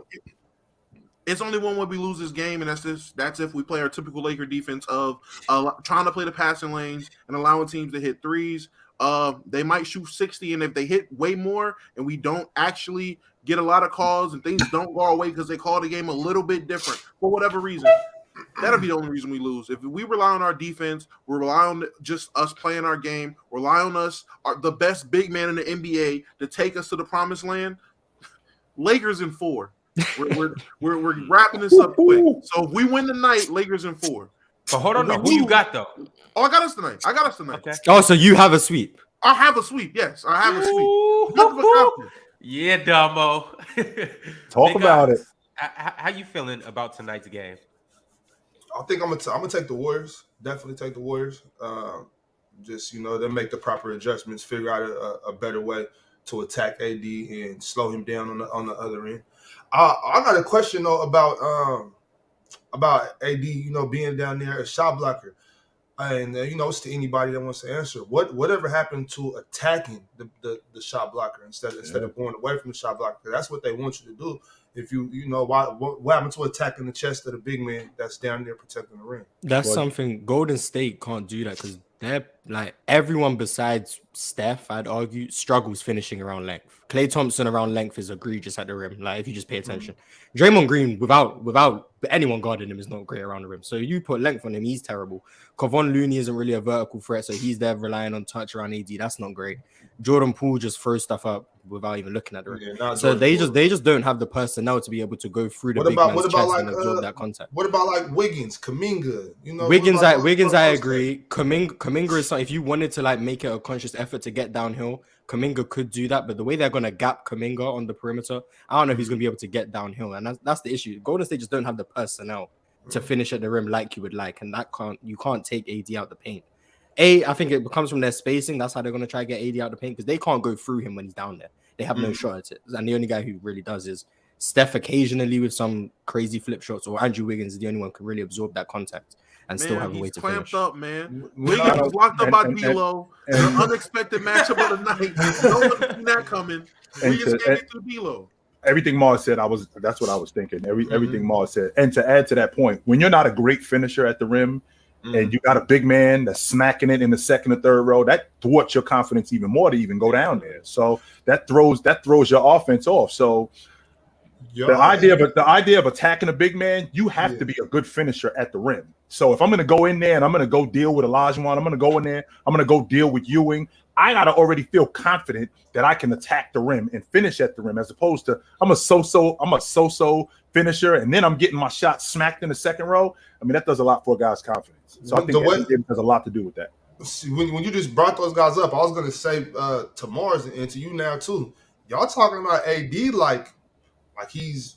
To be honest with you, AD is one of the best defenders ever. I think AD is a great defender, but I didn't know he was the thing though. Hakeem though. The way he's playing right now defensively, that's where we're going. That's where we're going. The way he's protecting the rim, the way he mans the paint, the way he. Because I'm watching Jordan Poole come down the lane and he sees Anthony Davis and he does this. Nope, I'm not going in there. I'm going to go the other way. Nope, I'm not going in there. That's the mark of a great big man.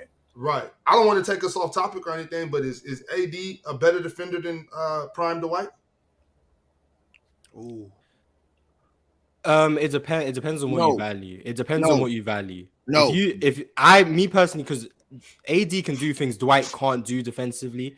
But Dwight wasn't asked to do, based on how the game was, he wasn't asked to step up on the pick and roll and be able to switch 1 through 5 like AD can. So AD is more versatile, but I think Dwight Howard in his peak, like 2009 to like 2011, I think he was more valuable defensively because of how the game was, the price on rim protection and what he was able to do in terms of rim deterrence, block shots, grab rebounds, and just lock off the whole paint like single-handedly. I think Dwight is a better defender, but if you value the versatility aspect, I think you can make the argument for AD. Pick it. It's a tough one tonight, man. I think the Lakers. No. Before we get into that, I want to know the AD Dwight Howard. You were saying? Oh, I thought you asked me about my pick for the night. Yeah, okay. No, I want to hear that. I want to hear both answers. No, I got Dwight. Starting with AD and Dwight. Dwight, his prime as a defender is unbelievable, bro. As good of a rim protector AD is, man, Dwight was an absolute animal, bro. I mean, you when he was in his prime, bro, listen, he led that team to the NBA Finals. They broke their team up too quick. Him, Jeff, Stan Van Gundy, all them dudes, they grew apart too quick, in my opinion. I think they could have at least had another run in it. And so I'm gonna go with Dwight, man. I just saw too much from him and dominance. And it wasn't inconsistent dominance. With AD, he's hurt here, hurt there, in and out. Nah. Dwight was dominant 4 years. He got 4 Defense Player of the Year awards. So you ain't taking that, you ain't getting around that. All right. And what's your thoughts and predictions on game 2 tonight? It's gonna be a good one early. I think the Lakers gonna come out and test the Warriors gangster. I think the Lakers gonna come out and try to hit these dudes early. And it's gonna be the question's gonna be in this series, the question's gonna come down to the third quarter, in my opinion. Third quarter. The Warriors are one of the best third quarter teams in the NBA. The Lakers took it to their ass in the third quarter in that first game. They had a conscience to take it to them in the first game. Tonight, look at the third quarter again. Who controls that third quarter? As I think who will win this series. And I think the Warriors know they have to win that third quarter because I think that these two teams are pretty much evenly matched in different ways. So then again, like I said, it comes down to that third quarter. Who is going to be able to get enough of a cushion to hold off late? I think the Lakers made themselves enough of a cushion. Then they're going to end up with an 8-point lead in the fourth quarter last game. So they gave themselves enough of a cushion to where the Warriors' run didn't overtake them. They was up 12, took it with 4 minutes. Yeah, in the third quarter. Oh, you're talking about the third quarter. I thought you were I'm saying when they going into the fourth quarter. I'm sorry. Right, they had the lead when they was going into the fourth quarter. They had like an 8-point lead. They dominated that third quarter. And that was the quarter that the Warriors usually dominate. So to me, that is the key to this series. Who dominates that third quarter? And does Steve Kerr, somebody said something about AD. Bro, let AD go get 30 and 20. AD's not going to do that every single night because he ain't wired like that. That's the question. Is AD focusing up to come out here tonight and do the same 30 and 20 he did the other night? Can he do that again? If they defend him, if they defend him the same way, and don't move your head like the Rock, Dom. Because what I'm saying is, because your ass will be on here tomorrow talking all kind of shit about AD if you come out here tonight with an 18 point, a 9 rebound. No, I won't. No. He was still the best defender on the court for us, so there's no reason for me to come out there and slander him. Because I know for a fact he's not walking out that game with less than 2 blocks if he's not doing anything offensively. Because that's Anthony Davis. No, but I'm saying they need him 30 and 15. No, we don't. Okay. No, we don't. As long as everyone else is doing their job. As long as the others are doing their job, and LeBron James, who's LeBron James, can be LeBron, if AD's not scoring, we're going to win. As long as AD can consistently lock down the rim, be our best defender, we always have a shot. We don't need 30 from him. Now, would it be nice? Yes. Is it dominant? Yes. Does it push my propaganda and agenda? Of course. But I'm going to find propaganda either way. Trust me.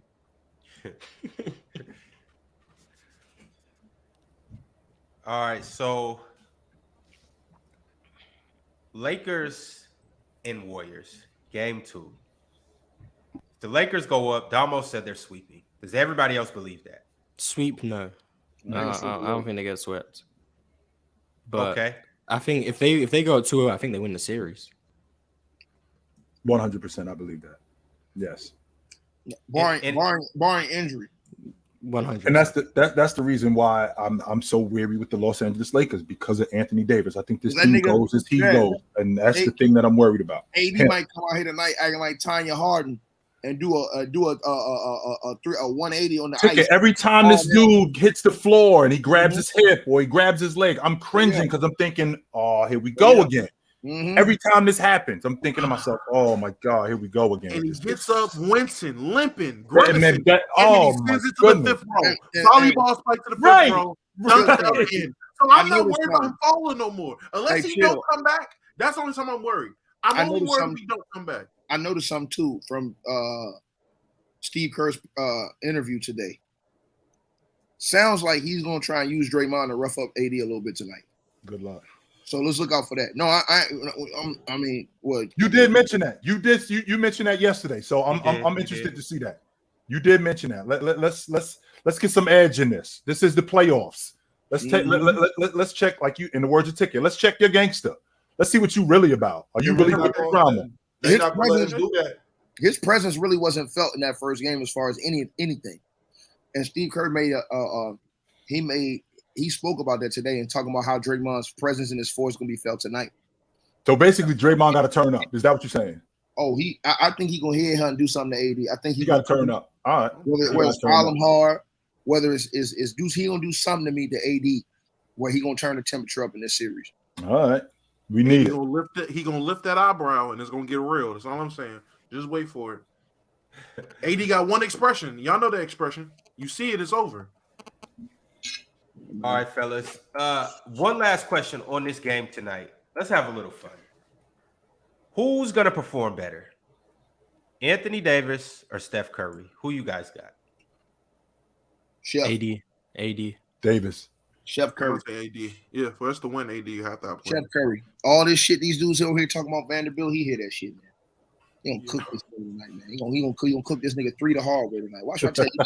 Hey, I got Stockholm syndrome. He gonna drop. I'm forced to go with Steph Curry.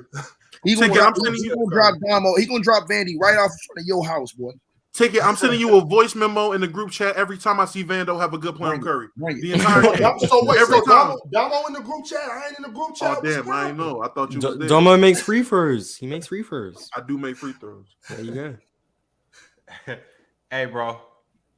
Have your girl record you. Shoot 10 free throws. If you make 7 or more, matter of fact, we'll give you 6. You get 6 or more, we'll let you in the group. Even I can make 6 out of 10.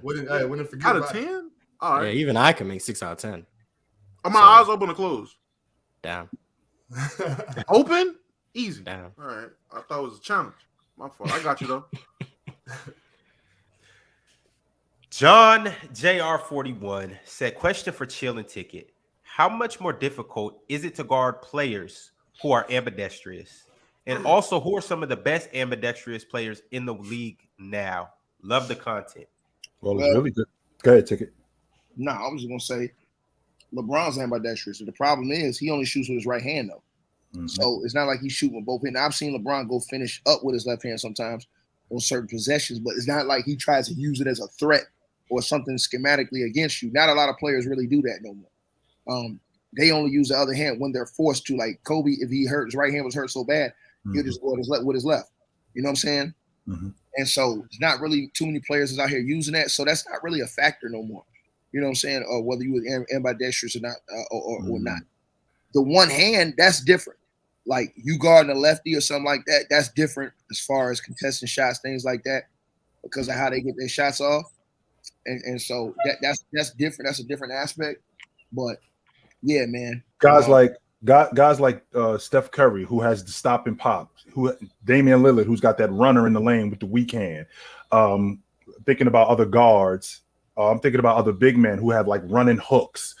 It's really difficult to guard a guy that's ambidextrous because they got an array of moves and it's difficult to figure out. Now you got to figure out which way they're going. You got to figure out routines. You got to figure out rhythm. Kyrie Irving gets into the lane with that left hand, that stop and pop. Not even a runner, just stopping in the middle of the lane. How am I supposed to slow him down if he's doing that with the left and the right hand? Right? A big guy or a guy on the box that's left hand hooks and right hand hooks. That's able to dunk with the weak hand. Man, it's extremely difficult to cover a big guy with the weak hand who is just as good with his strong hand as he is with his weak hand. It's extremely difficult. Think about how easy it is to stop Julius Randle. Exactly. Right. If Julius don't have a right hand. If Julius, and I know that sounds funny, but that's a valid point. Like if Julius Randle had runners with the weak hand, or like a guy like James Harden, how much better would James Harden be if he was ambidextrous? Because James Harden doesn't really do much with his right hand. Mm-hmm. He doesn't. He's very left hand dominant. It's a lot of lefties who seem to be very like strong hand dominant. Right. It's the same thing in football as well. Like if you're left footed, your right side just seems to be used for standing. I think it applies to basketball. It's one of my biggest issues with Zion. I've been saying that for a minute. Like Zion is all left hand at this point. So I think most of these lefties just have a problem using their right hand. I don't know if there's like anything to like back that up besides just the fact that when I watch them, they seem to always just go left. One of the main reasons, Mars, as a former basketball player, the reason why guys that are left-handed are dominant left-handers is because it's really difficult to cover a guy that's left-handed because it throws you off. It's like fighting a southpaw. That's exactly what it is. And because I'm so good at this, you don't make me do anything else because I'm so good at being left-handed dominant. So that's why a lot of left-handers are the way they are. All right, fellas, jumping back into the super chats. King Shotta 442 said, "What happened to having integrity?" Nothing. Pertaining to what? Nothing at all. We was talking about playing games when hurt. Mm-hmm. Oh man, stop capping for billionaires. Saucy Go Beat said, "Lick it, act like the organization, don't be pimping." I act like the organization, don't be pimping. No, because remember you said you're just gonna pimp the organization if you take the money and you can't. They the ones that's paying millions of dollars. You're getting paid millions of dollars to do a job. They're gonna try and get everything they can out of you. a lot of you guys right now that's working 9 to 5s, you'll do all this. You'll let yourself get pimped to go make $100 million. So cut it out, bro. So now you agree it's the organization's playing the players? No, I didn't say that. I didn't say that. Hold on, listen what I'm saying. The fans pay the organization. The organization passed the money to the team, bro. Cut it out. Oh, so like I said. Okay, there we go. Like I said. No. Hold on, Mars. We can move on. We can move Mars, on. You're gonna say what we said a week ago. Blithering idiot. I'm gonna give you one example right now, and it's gonna be quick. Mm-hmm. I want to give Chilltown $1,000. I don't see Chill, but I know you're gonna see him. I give you the $1,000. Say Mars, give it to Chill. Does that mean I still didn't give Chill $1,000? No, because the money came directly out of your pocket to Chill. No. You're not hearing me, right? But it's that's different. That's different. I'm the fan, right? So I'm saying I'm giving you the money to pay Chill. This has happened with teams. Hold on, I'm gonna say this one more time. Bob knows this because he's played pro ball. This has happened with teams. I've seen fans walk up to ownership and say, "Look, here's the money right here. Go get this player right now," and they go get that player and pay that player with that money. Okay. You know how many times this happened overseas? I don't disagree. Right. So hold on. What I'm saying to you is that's exactly what happens basically in the NBA. The fans pay for the merchandise, ticket sales, all that stuff. Old boy just built the new arena for the Clippers. Mm-hmm. All the people that go sitting there, that money is going in his pocket. It's for the players. It's for to pay the players and to run the organization. Bro, billionaires and millionaires and trillionaires ain't trying to lose money. They didn't get to be that for no reason, bro. So what they do is they'll rather spend your money than their own money. Yeah, that's why they run on a profit. Yeah, I understand. Right. So the point is that the fans pay your money. Without the fans, it ain't no profit. It ain't nothing. Yeah, but without the team owners, without the people that set up the team, you know what I'm saying, built the arenas, it doesn't nothing. I didn't mean to start this conversation again, by the way. So I just like we definitely y'all about to like move to on argue from me this. just to argue, man. Wait. Angie Carr said Poopy Pierce over right place, right time, Robert. Laughing emoji. Right place. Okay, Pierce, right, I like right that. 7 times. All right, man. King Shotta 442 said, "Is J.R. Smith a good comparison for Jordan Poole?" Hell, Hey, we don't give J.R. Smith enough credit, man. J.R. Smith was a lot better than what people give him. He was a really good player. Hold up. He was a good player, yo. Hold on. Denver, J.R. He was was a good player, ticket. Give me JR over Jordan Poole. Yeah, I agree. You weren't saying that before you went to go play with LeBron, nigga. So cut the shit. Who wasn't saying that? But he was better in Denver and New York than he was on the Cavs. You're not hearing me. No, Y'all wasn't saying that about him then, though. He wasn't no hot commodity. Just because I disagree with you, I wasn't born, so yeah. I was born, and I had J.R. Smith way before he went over there. I'm about to say, yeah, that's extreme cap, bro. I grew up with JR being on the Hornets, and I knew him from then playing with Chris Paul as a young guy. Did he live up to his draft? He better than Jordan Poole. I mean, I can remember what his draft comp was. Where was J.R. Smith? Hold on, he Wasn't never he late averaged first round? Hold on, No, he was the middle first round. I think he was the middle first round guy. He came straight out of high school, right? Hold on, I'm about to cook this nigga real quick. They both got championships, nigga. Then outside of that, hold on. Outside of them both having championships, Jordan Poole has put up better numbers early in his career already than J.R. Smith ever put up in his career. So J.R. Smith never. What was J.R. Smith? Hold on. What was J.R. Smith's best season in Denver? Like what? No idea. Ticket. What era was it easiest to score in, now or 15 years ago? No, you're not here. Hold on. You're not. I heard you. Stop saying. What era was the easiest to score? Hold on. I'm gonna say it again. J.R. Smith was drafted as a player who was supposed to be one of the key cornerstones of a team. He was supposed to be one of the main guys on a team. He basically ended up being a role player, nigga. He's still better than Jordan Poole. Him playing his role was still better. But what era was it easiest to score in, now or 15 years ago? What era was it easiest to you're score so full of shit, bro. Are you gonna? What era was it easiest to score in, now or 10, 15 years ago? J.R. Smith was an 18th overall pick. Jordan Poole came from the goddamn G League, nigga. Cut this capping ass shit out. No, you don't. No. He was at the 29th pick. I don't care where he was the first round pick. Chill town. I don't care where you came from. Hold on, Bob. I'm gonna show y'all the cap right now. J.R. Smith, best season was with Carmelo Anthony in New York, where he averaged 18. Other than that, before you go any He never averaged over 15 other than that. His years was 10, 7.7, 13, 12.3. Don't leave out the fact that he played in a different era and he was playing with Chris Paul and David West. He was supposed to be the man when he came in. Nigga. He was not supposed to be the man. He was not a top ticket. He was no one drafts someone out of the lottery and says change my franchise. Right. I think he was what, the 16th or the 17th pick or something like that in the first round. Okay, so he was two picks away from being outside the top 20, right? So there's no way a guy in high school, because they didn't look at Jermaine O'Neal like that, who was a 17th pick in the first round. When he got on Portland, he did not get on Portland, and they was going, yo, this dude is the next. Bro, that's not with Rasheed Wallace and all of those dudes. He was a project. Same idea was going on with J.R. Smith. He was a project when he got. Hold on. So you don't think? Hold on. J.R. Smith's first. Jordan Poole been in the league 4 years out of G League, right? Right. J.R. Smith been in the league, so he was an 18th overall pick. Correct. His first 4 years in the league. That's what I'm comparing right now with him and Jordan Poole. He ain't nowhere near what Jordan Poole did. Jordan Poole's already won a chip. Hold on. Jordan Poole's already won a chip. Yeah. And Jordan Poole's averaged 20 a game this year.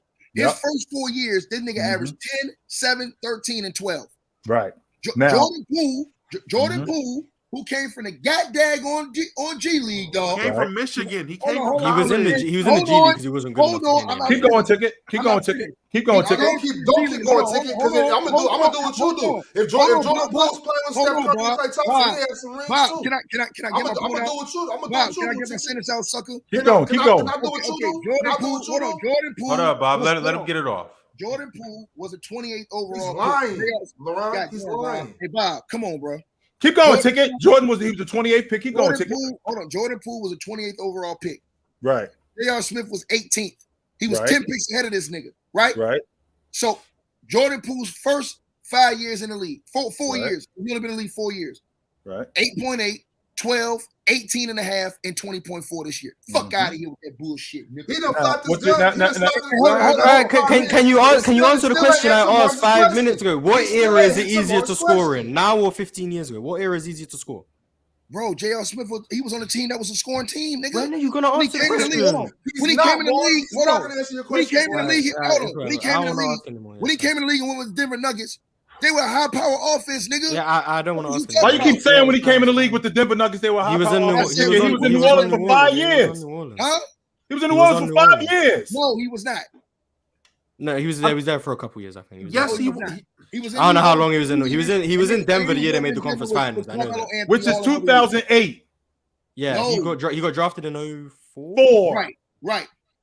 He was over there for 2 years, nigga. Stop capping. How many years was he in New Orleans? 2 years. Are you sure he was in New Orleans for 2 years? I'm looking it up First right year in New now. Orleans, 04, 05. Second year, 05. Yeah, he was there for 2 years. He was there at the age of 19 and 20. The man was in Denver for 5 years and never averaged over 15 points per game. His highest was 15.4. What era was it easier to score in? Time out. I'm gonna say it again. On that Denver Nuggets team he was playing on, that was one of the teams at that time that was a high-powered, fast-paced. Allen Iverson and Carmelo Anthony. Yeah, I'm gonna get a bunch of shots. That was before that. That was just him and Melo when he was a guy with Melo. That was before that. It was him, Melo on that team. He was on the Allen Iverson was on that crew. AI was on that team. AI was not on that team when he first. 07, AI was there. 08, AI was there, and then 09, Chauncey Billups was there. I know that for a fact. I'm about to cook Chilltown ass. I'm about to cook his ass, right? Okay, yeah. He was over there with AI. Cool, no problem, right? Okay, there we go. All right, so hold on. Let's get this right. He averaged 13 points per game that year he went over there, right? After that, he averaged another 13. In 2 years, he averaged 15.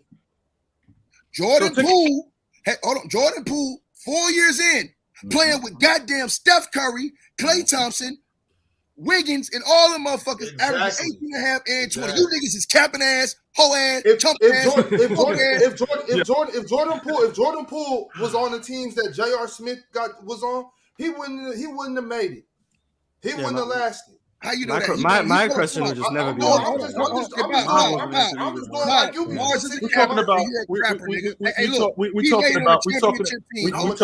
talking about J.R. Smith, who was getting yanked in and out of the lineup with George Call. That's number one. Number two, and JR wasn't no clone in the story. And JR wasn't nobody. Numbers, nigga, and got $150 million. Cut this capping ass shit out. I've asked 10 times which area. Y'all some hating ass. Y'all disgusting, bro. No, This we man, not. hey, You on your hating on J.R. Smith. J.R. Smith. That's a bad look. Hold on. J.R. Smith wasn't on no team that wasn't no chip early on. This nigga came on a team. This nigga came on a team with guys that wasn't playing with Steph putting up Curry. numbers. Nigga, cut it out. Because he wasn't playing with Steph Curry and Klay Thompson. He was. We gonna keep I'm moving. talking about J.R. Smith. J.R. Smith. I don't think this argument is that deep. It's not deep enough to argue Poole for. I got super chats. It's not. I just want to know which area. Chat, I'm trying to do the super chats today. Chat, What you got, Ron? What you got, Ron? We listening, Ron. What you got? Brandon Murray said, as a LeBron James fan, am I the only one noticing he is coasting until the finals? Cause the finals definitely the Celtics and the Lakers. Yeah, you're the only one noticing that. Yeah, you're not noticing it. You're seeing what you want to see. You're looking in the mirrors and ignoring every flaw because you want to act like you're beautiful. You're not. Just you, brother. You're ignoring everything that is being shown to you because you're in denial. And on top of that, what you want us to do, because you looking at yourself and saying you're beautiful, you want us to go, you look really good, but you don't. Hey, chill time, man. You too old to be lying to these kids. You're the one caping for the new generation. I ain't talking to you. I'm talking to chill time. You're the one caping for the new generation. Get off the shot strap. I'm talking to chill time. You're the one caping for the new generation right now. On by himself. Chill time. You're the one caping for the new generation. Use a capping ass dude. About what, Ticket? Bro, hold on. Chill. About what, Ticket? What am I lying about? Once again, I'm gonna leave it to you like this, bro. Jordan Poole, 4 years in. He got a world championship and went on a team where he had three dudes that were options offensively over him. The last 2 years, he's averaged 18.5 and then 20.4 this year. Yep. J.R. Smith never came close to that his first 4 years. So we're talking about a more wide open offense in this era than we are back then. Nuggets? Yes, then the Denver Nuggets, absolutely, 100%. Baddies with you, no matter how much. Ticket. Are you aware? And again, I'm gonna leave this right here, just so you know, Ticket. In 2015-16, the Warriors was considered the best offense in NBA history. They're at the bottom of the league today, and that Denver offense was worse than that. No, it wasn't. Denver was third in the league. Denver one of those years ranked. Denver was third in the league offensively. Denver one of those years. I'm going to tell you. Denver. That's not okay. Okay, that's fine. Are you? Hold on. I'm gonna say it again. Denver was third in the league offensively in 06-07. And then hold on, that was JR's first year. The next year in the league, when they won 50 games, right? Now I'm finna cook Chilltown 3 the fucking hard way. They were second in the league offensively. Right. Right. And I'm glad you hold on. I'm glad you brought that up. The next year, Capper. The next year, they won 54 games and they were sixth in the league offensively. Right. No. Ticket is not telling the truth right now. He's not. They were 6 in the points. I'm watching it right here. No. Points per game is not how you judge which team. That's pace. You're judging pace. If you play more possessions, you're going to score more points. I will tell you. Which makes you a liar. 06-07, but keep going. 06-07, they were ranked 8th in offense. 07-08, they were ranked 11th. How many was they ranked in points? Points per game is based on how many possessions a team plays. If they have a higher pace, they will score more points. That doesn't mean the offense is actually better. So once again, they scored the third most points per game. I'm not arguing with that, but that's not how you rank offense. So once again, we let you talk. You lied. So offensive rating in 06-07, they were ranked 8th with a 107.6. In 07-08, they were ranked 11th with a 110. In 08-09, they were ranked 7th with a 110. Do you want to hear what Golden State have right now? Because I can tell you what Golden State have in offensive rating right now. Golden State right now are ranked 8th with a 116. 116. That's not even close. Denver is not close to that. Last year they were ranked 17th with a 112. The year before that they were ranked 20th with a 111. Like offense is just better now. Like stop judging it off points per game. Boy, you just love going against me. I could be talking to God. You were wrong. If you're wrong, I'm gonna go against you. I could be talking to God Almighty and you gonna interfere. Earlier this episode, when you said how Philly should use Embiid, the first thing I said was I agreed with Ticket. I agree with you when you said how they should use Embiid. If you're wrong, I'm going to disagree with you. Like, why would I just shut up? Like, no. Man, go ahead, Ron. I'm sorry. Sauce Man said, chill. You just like LeBron. You need all the help you can get. No, I don't. I actually don't. The point that I was making about the Golden State Warriors in 2016 being the best offense in NBA history, at the bottom of the league today, and the Denver Nuggets were worse than them when they were at their best. What does that offense look like today? And what does J.R. Smith look like today? Not like lunch, like Jordan Poole. Like Jordan Poole averaging 20 a game. Jordan Poole, right? Jordan Poole, world champion. Hold on, Jordan Poole, world champion. Keep saying he's a world champion. He got on a crew that was already he like averaged that. 18 and a half points. Right. Depending on that offense. It wasn't like he just came out here like, I'm nice. No, boy, that offense was conducive to his game. You a hater, boy. Hey, chill, man. You a hater. Go ahead, Ron. And the reason why I want you to go ahead. Let's do these. Keep going. Let's get to it. You a hater, dog. Sauceman said, yeah. He talking about some, man. Give the people their money's worth, Ron. Read these super chats. Sauceman said, you on Tatum's line. The hell KD do outside of a Golden State Warriors jersey? This is comical. Y'all call KD a one. Y'all, you call KD a one outside of the Golden State Warriors. What has he accomplished? He went to the NBA Finals and won the league MVP. And he was a first-team All-NBA performer with plenty of years. And he led the league in scoring a bunch of times. That's what he did. He was a clear number one. By the way, when Jordan Poole won the ring last year in the playoffs, he averaged 17 points a game in the playoffs. And now what we doing? And now what we doing today is we're comparing him to Austin Reaves. That's what we're doing today. No, we're not. He should have been. Austin Reaves ain't got no hardware. That's what we're doing. We're comparing him to Austin Reaves today. No, I'm saying you're doing. Why are we disrespecting Austin Reaves like that, comparing him to Jordan Poole? That's my point. I agree. I think Austin Reaves is just a bad player. But hey, and by the way, he was the third leading scorer on the championship team. Steph averaged 27.4 in the playoffs. Clay averaged 19, and Jordan Poole averaged 17. Stop hating, nigga. Nobody's hating. Nobody's hating. Nobody hating.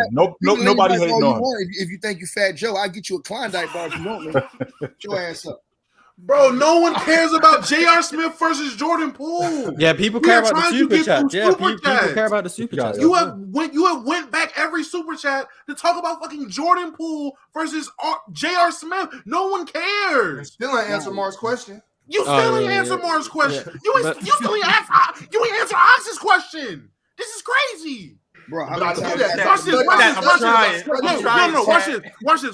this. Yo, answer this question for me. Go ahead.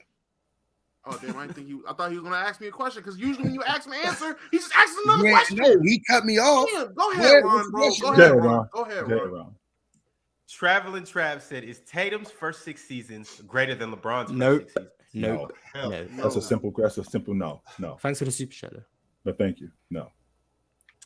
Y'all niggas got some serious hate for me. Y'all some hoes. Super chat.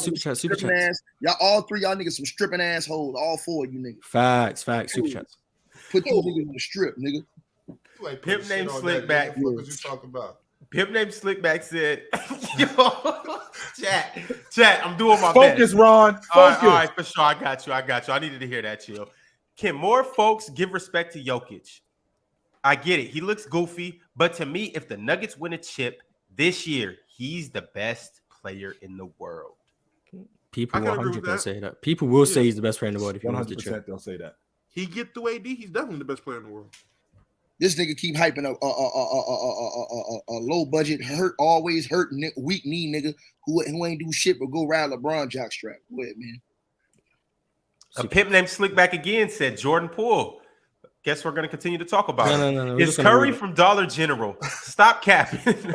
Also, I'd give Poole the slight edge, but I think Reaves will be a better fit on the Warriors. Talk that shit after the game tonight, nigga. Mm-hmm. I'm talking that shit during the game. Nigga. That's great. Next super chat. Next super chat. Fuck that shit during the game, then, nigga. Next super chat. Oscar Proud Jr. said Jordan Poole overrated. He's a good NBA player. This is why you read the super chats at the time, because now we're gonna keep staying on Jordan Poole. He's a good NBA player, but he's highlight culture plays.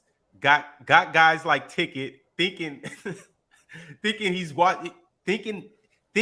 that, not watching basketball highlights. All right, next. This nigga, hold on. You can't even spell or pronounce right, nigga. Get your ass hooked on phonics when you come talk to me. Jesse Aceto said, chill. Do you hear what Draymond said about LeBron? He said it's weird seeing him play off ball. What's your take on that? We just got finished talking about that. That James playing off the basketball. I think that's good for the Lakers. That he should be playing off the basketball more. 100%. The Tribe One said Dre on AD versus Vando on Steph. Who struggles more, AD or Steph offensively? Also, Ben Simmons' revenge tour starts next season. Magic with Scotty B. I can tell you who doesn't struggle. AD doesn't struggle. Yeah, with AD doesn't struggle. No, he doesn't. Hey, y'all capping. The AD can struggle on his own. Y'all seen this. So this is a troll, by the way. This is a troll, by the way. Ruger Red, thanks for the super chat, but he definitely trolling. He a Cavs fan, as plus 100% trolling. Damn, no love for Ricky Davis. That's tough. Mm-hmm.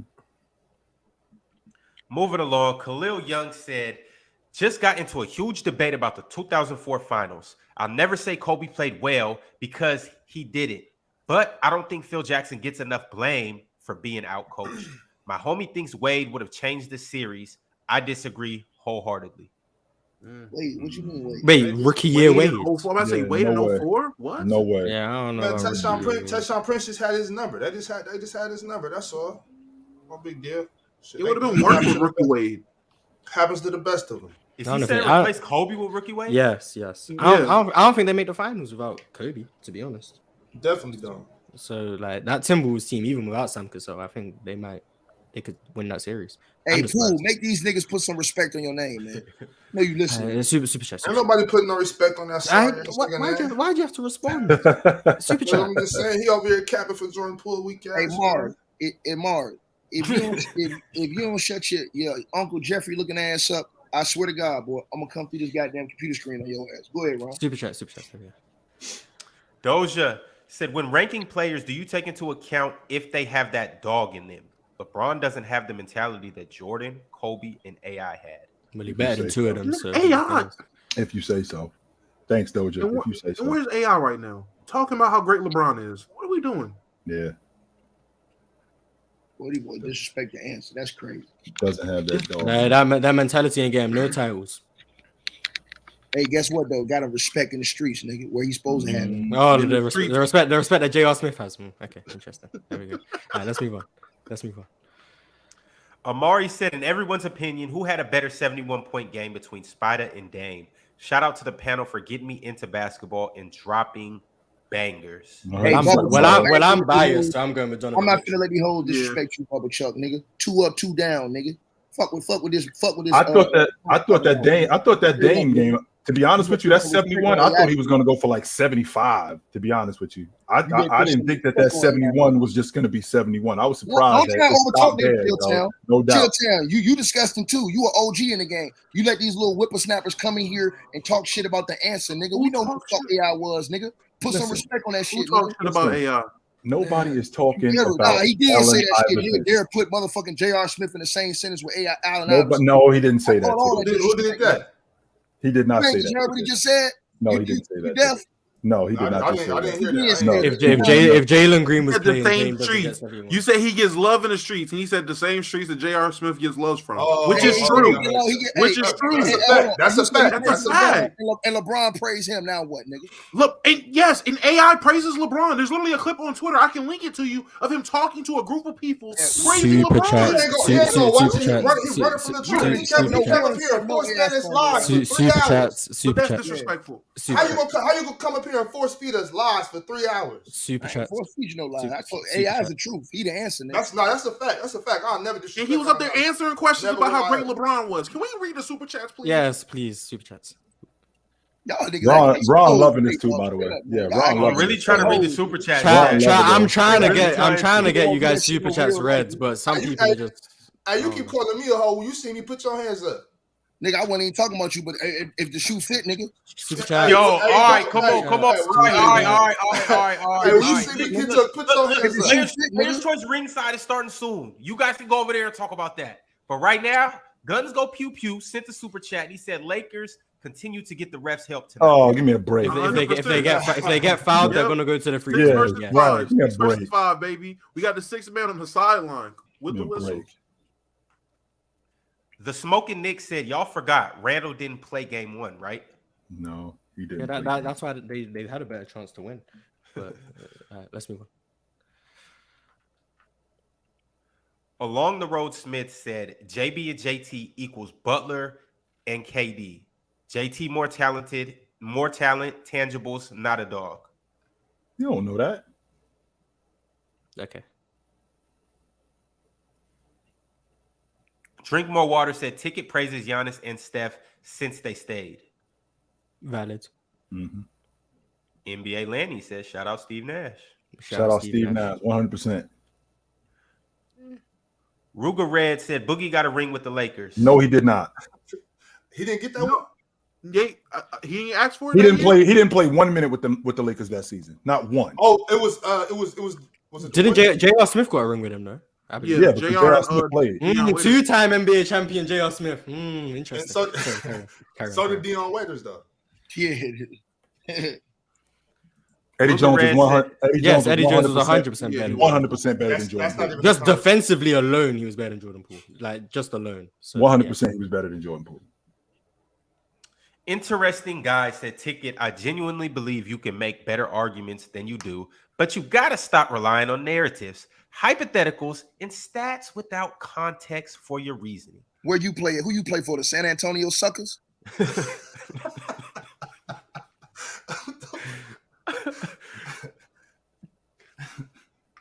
Scared Farrakhan said, Poole versus J.R. Smith. This is Big Ox dream debate for real. They gonna put some respect on goddamn Poole name before the end of the series. Love J.R. Smith, bro. Hey, y'all remember when he did the Gary Neal? Damn near took off from the free throw line. Oh, that shit was disgusting. Khalil Young said, health guaranteed for a decade. Which trio wins more? Kobe, Braun, Duncan, MJ, Bird, Hakeem. Damn. MJ, Bird, Hakeem. Kobe, MJ, Bird, Hakeem, bro. No, Gotta go MJ Bird. It ain't even a question, Damo. Gotta go MJ Bird. Magic. If Jordan, Bird, and Hakeem are healthy for an entire decade, them dudes ain't beating them. No way. Kobe, Braun, Duncan. You wild for that. No way. Mm-mm. And I will say it's 80% bias. I will admit my biases. Hakeem clears Duncan. Mike clears Kobe and LeBron. End of story. And I'm a James guy. I mean, but I ain't picking. I'm not picking nobody over Magic, Bird, and Hakeem all healthy for a decade. I'm not doing that. Is it Magic or Jordan? I was say, is it Jordan, Bird, Hakeem, or Jordan? Magic? That's what I'm talking. Jordan, Bird, and Hakeem on the same crew for a decade. It don't matter which one it is. That just fits better to me as well. It just does. It does. Bird as a playmaker, Jordan as a scorer, Olajuwon as a scorer on the block, and a rim protector. Yeah, give me a break. All right, fellas, we're going to go ahead and wrap it up. Last super chat, Ezekiel Barning said, Mars asked Ticket a simple question. No answer yet. You avoid the questions that will make you lose the argument. Answer question one last time, Mars. Is it easier to score today or 10, 15 years ago? It's easier to score today. Okay, thank you. We can end All right. So, and like I said, when we come back here on the next show, the narrative will change about Jordan Poole. I guarantee you. Poole, go ahead and bust these dudes' head open so I can come